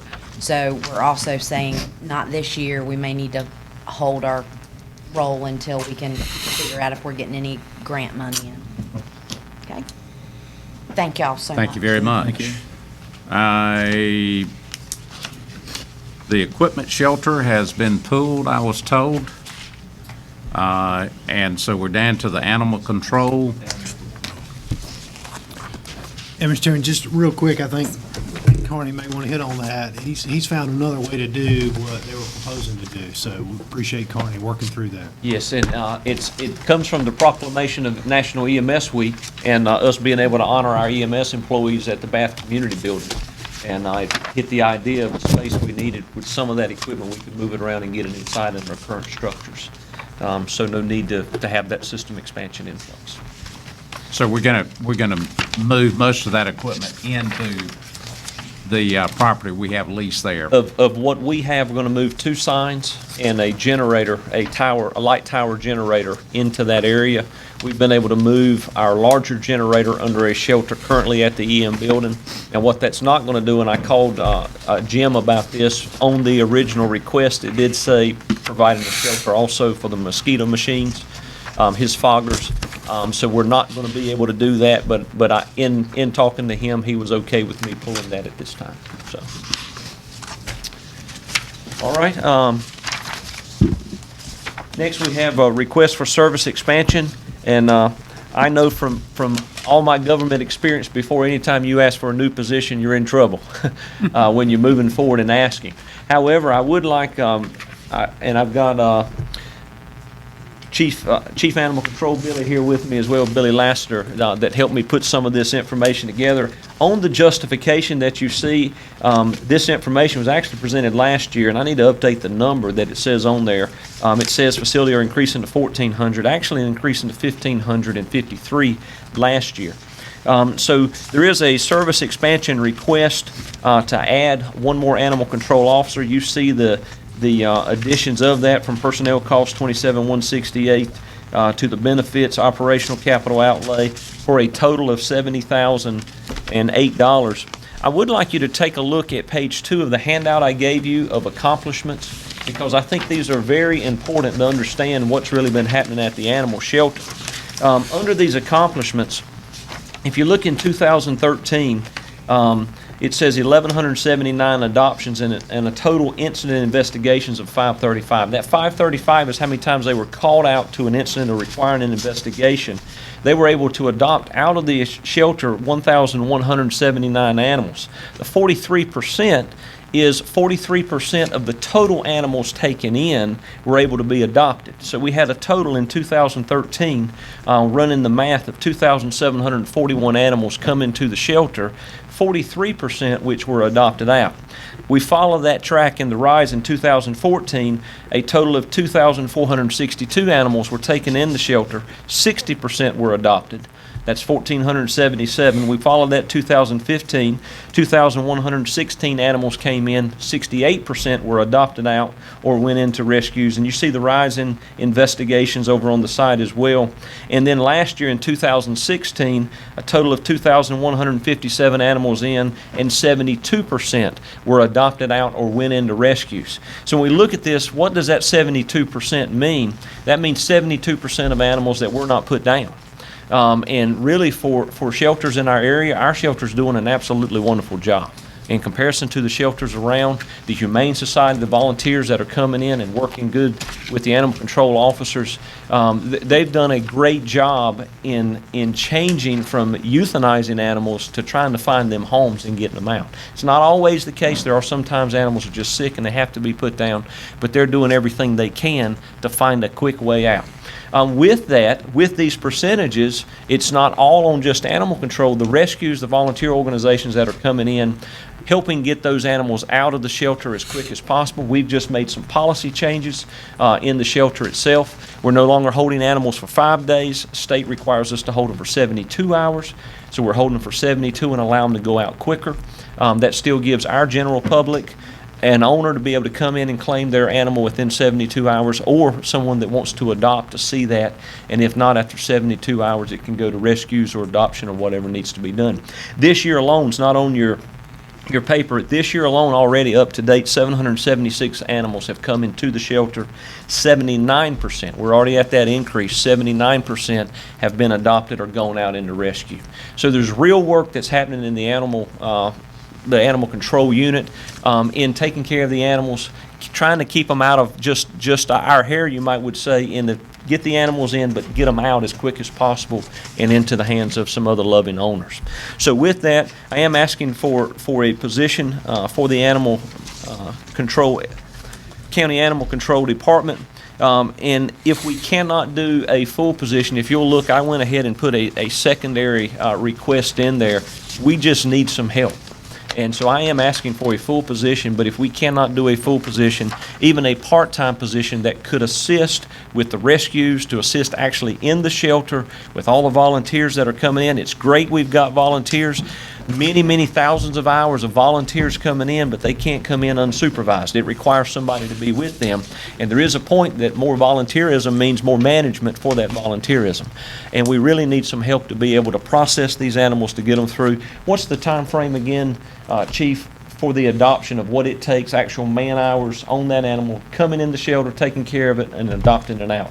Around 3 hours. Around 3 hours per animal. So if you multiply 3 times these numbers, you see that's a position right there that we're doing in adoptions, in going out, if you were to average their entire time on a 40-hour week for a year. Didn't we just add a new employee to animal control? Chief, you would have to answer that because I hadn't been here that long. There was a vacancy. I thought you filled it. We did. We filled a vacancy, but not a new position. Well, I understand that, but you got how many people working for you now? 4, including myself. Four full-timers. Running the shelter and doing calls for the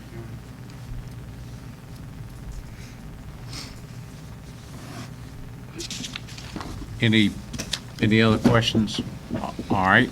You want to, since you're standing there, you want to move into the EMS certification pay? Certainly will.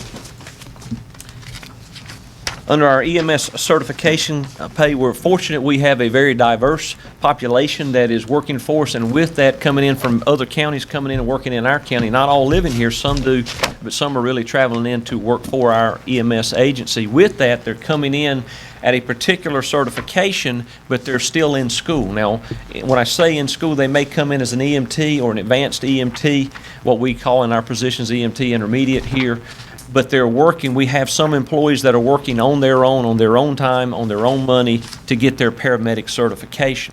And so we've hired them at the rate in which they currently have and filling positions in our department. But a lot of these, I think we've come up with 6, 7 as a good estimate, employees currently that we have that would fall under this, that are working as an EMT, an ENT intermediate, but are in school to become paramedic. So when they become paramedic, we're going to be able to utilize them at that higher rate, higher rank, which means we can move them around on QRVs wherever we need to. They're more versatile as employees to be able to move around. But we'd like to be able to offer as a benefit to them that we're going to pay them for the certification that they're getting on their own. And so just being able to utilize the certification they're obtaining for our system to the best of its ability. So it says $31,000. That is a max. that if 7 people went through and went from EMT to paramedic, it may not be that much, but we did want to prepare for the max under that certification.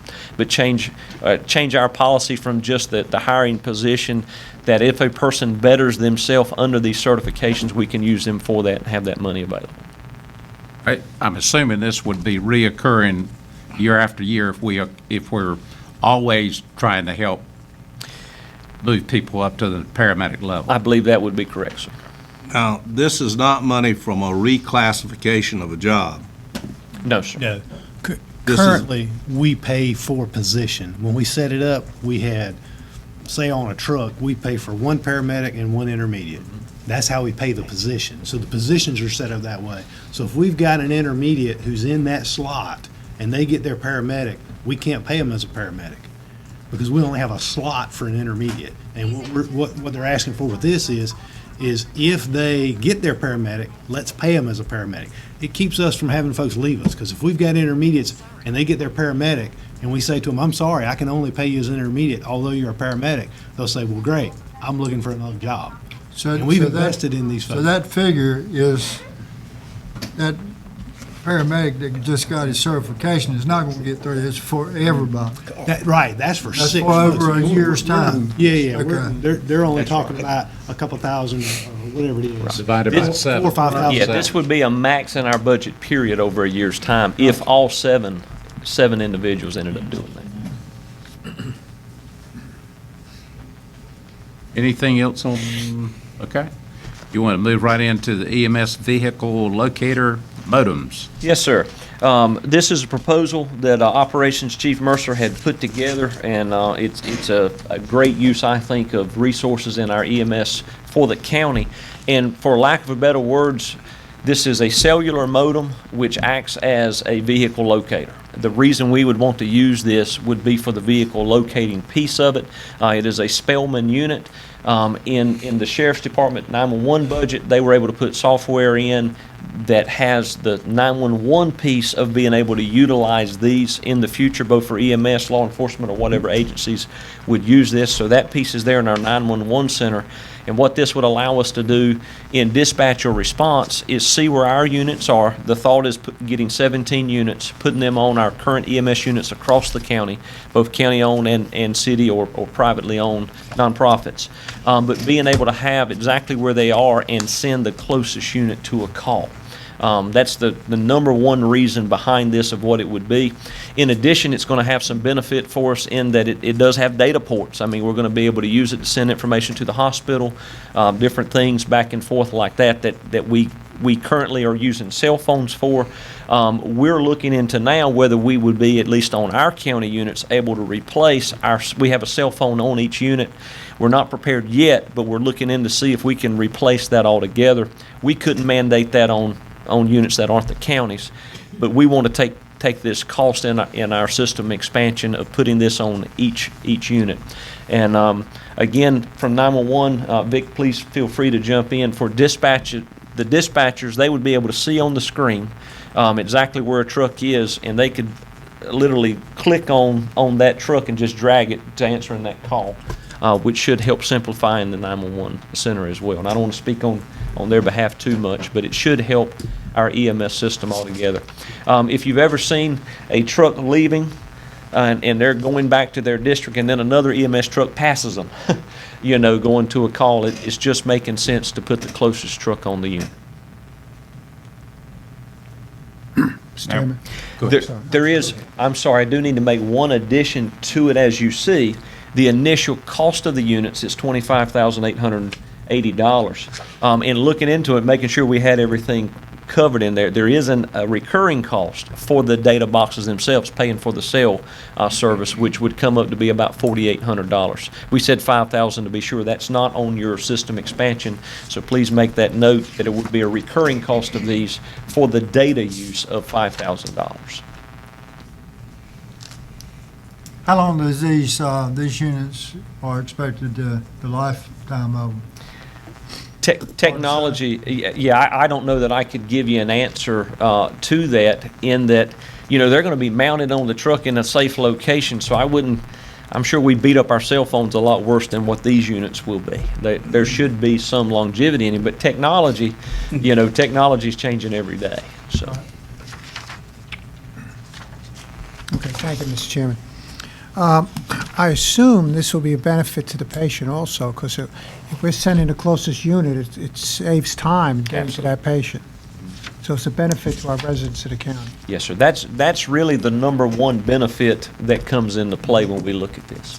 All right, thank you.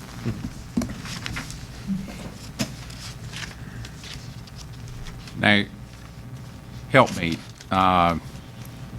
Is this going to be on every EMS truck in the county or just the ones that the county operates? We would want to put these on every EMS truck in the county, not just our units, but every EMS unit in the county. That would also include the city? Absolutely. Okay. Questions? Okay. Thank you, Carney. Thank you. All right, we're down to the last item that I have, which is a social worker 2. Sonia? Both of them jumped. Oh, you delegated. Both of them jumped up. You delegated. Please. All right. Yes, thank you. 6 people apiece. Good evening, Mr. Chairman, Commissioners. We have one request for expansion this year, and it's for a social worker 2 that will be primarily responsible for licensing foster homes and supporting relative placement providers. Over the last 4 years, we have increased the number of foster homes that we have licensed from 19 in 2013 to 34 today.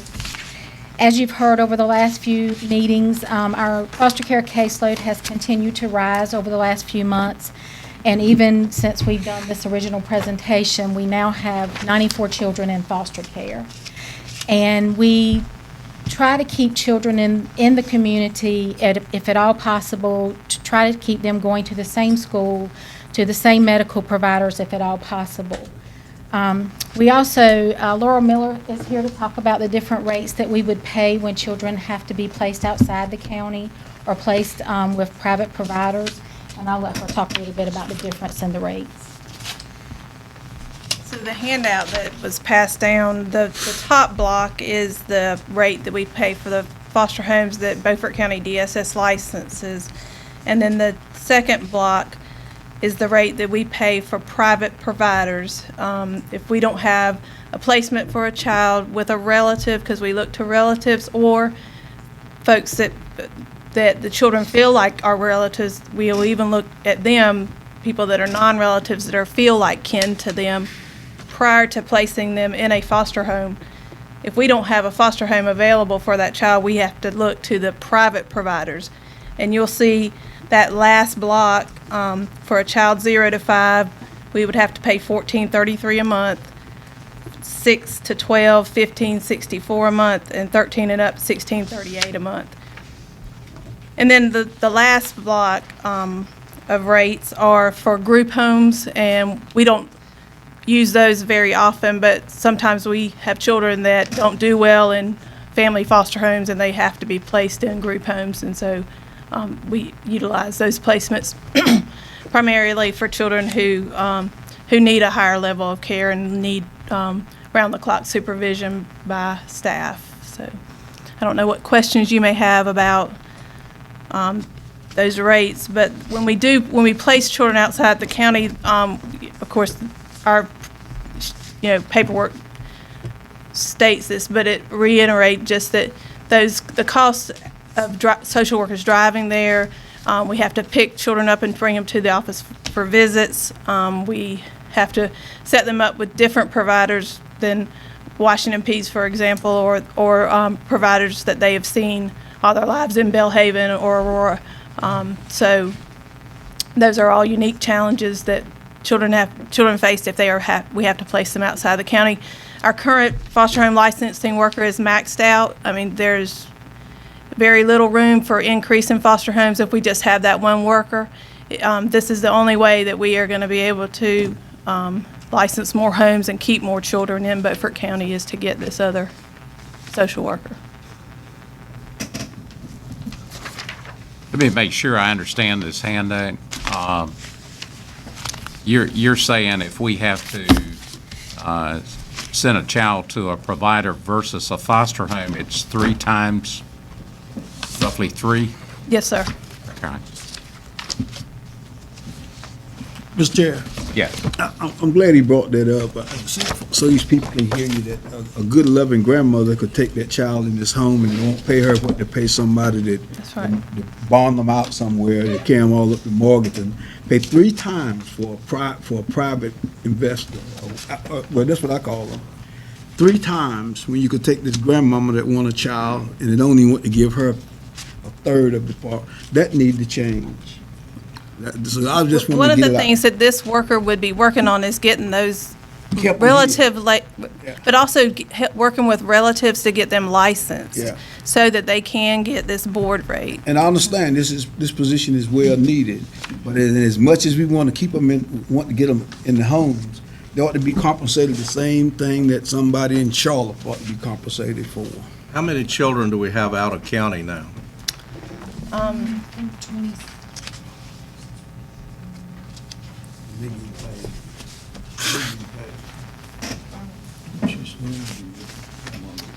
So we have, so 82% of the children are placed in Beaufort or surrounding counties. So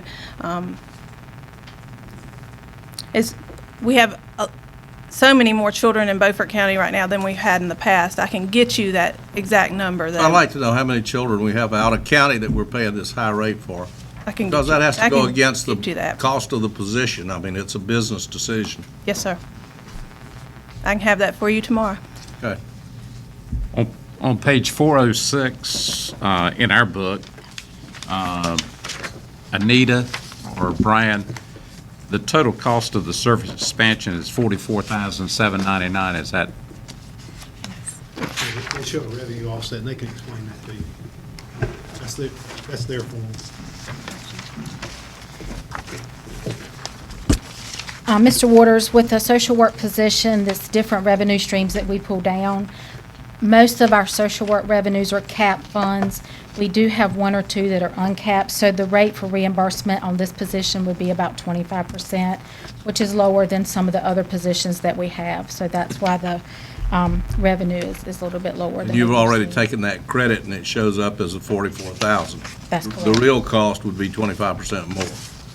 No, the cost to the county would be $44,799. Right, but the real cost would be 25% higher than this. If you've taken the 25% credit, we have to add it to the real cost of the employee, which would be 25% more. It's $60,709. Yeah, That's okay. correct. But there's also a real cost if they go across the county line and we're paying that higher.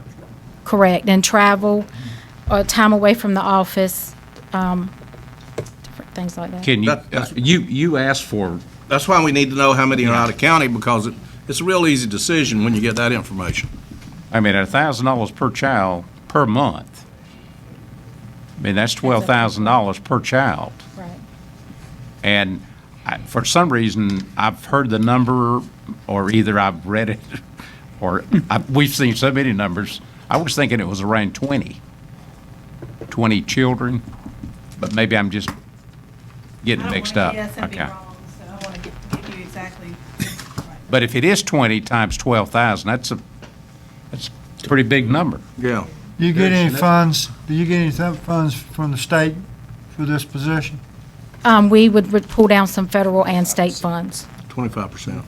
That's the 25%. Okay. Right, that's right. I just wanted to give one disclaimer about whatever figure we give, it could change from week to week Oh, because, yeah. you know, if we have a child that's placed at a higher rate, we immediately try to bring them back. So we just be aware, if we give you Right. this high number, it may be lower the next week. Okay. Any other questions?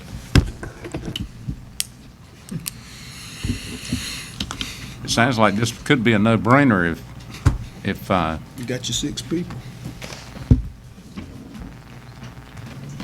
okay, that was the last item. Do you have anything, Last thing is on page 407, that's just the water fund where we show the 1% and 2% COLA. I don't guess there's any questions on that. We're meeting again on Thursday night. We start at 5 o'clock. You are, and we got a little wrinkle in there for you. You have a special meeting called for June the 1st. This is in addition to the meeting that you're going to recess and go into. The reason you have that is your bond refunding that we're working on. The LGC was scheduled to meet on the 6th. We were going to have a board meeting on the 5th. We moved it back to the 12th. So we need to go ahead and do some work for the LGC and get that bond order approved. So we figured y'all would be here anyway. So we've noticed a special meeting, and you'll go into that at 5 o'clock, take you about 5 minutes, and then you can come back out and handle the rest of your budget. Meeting is recessed. Good to me.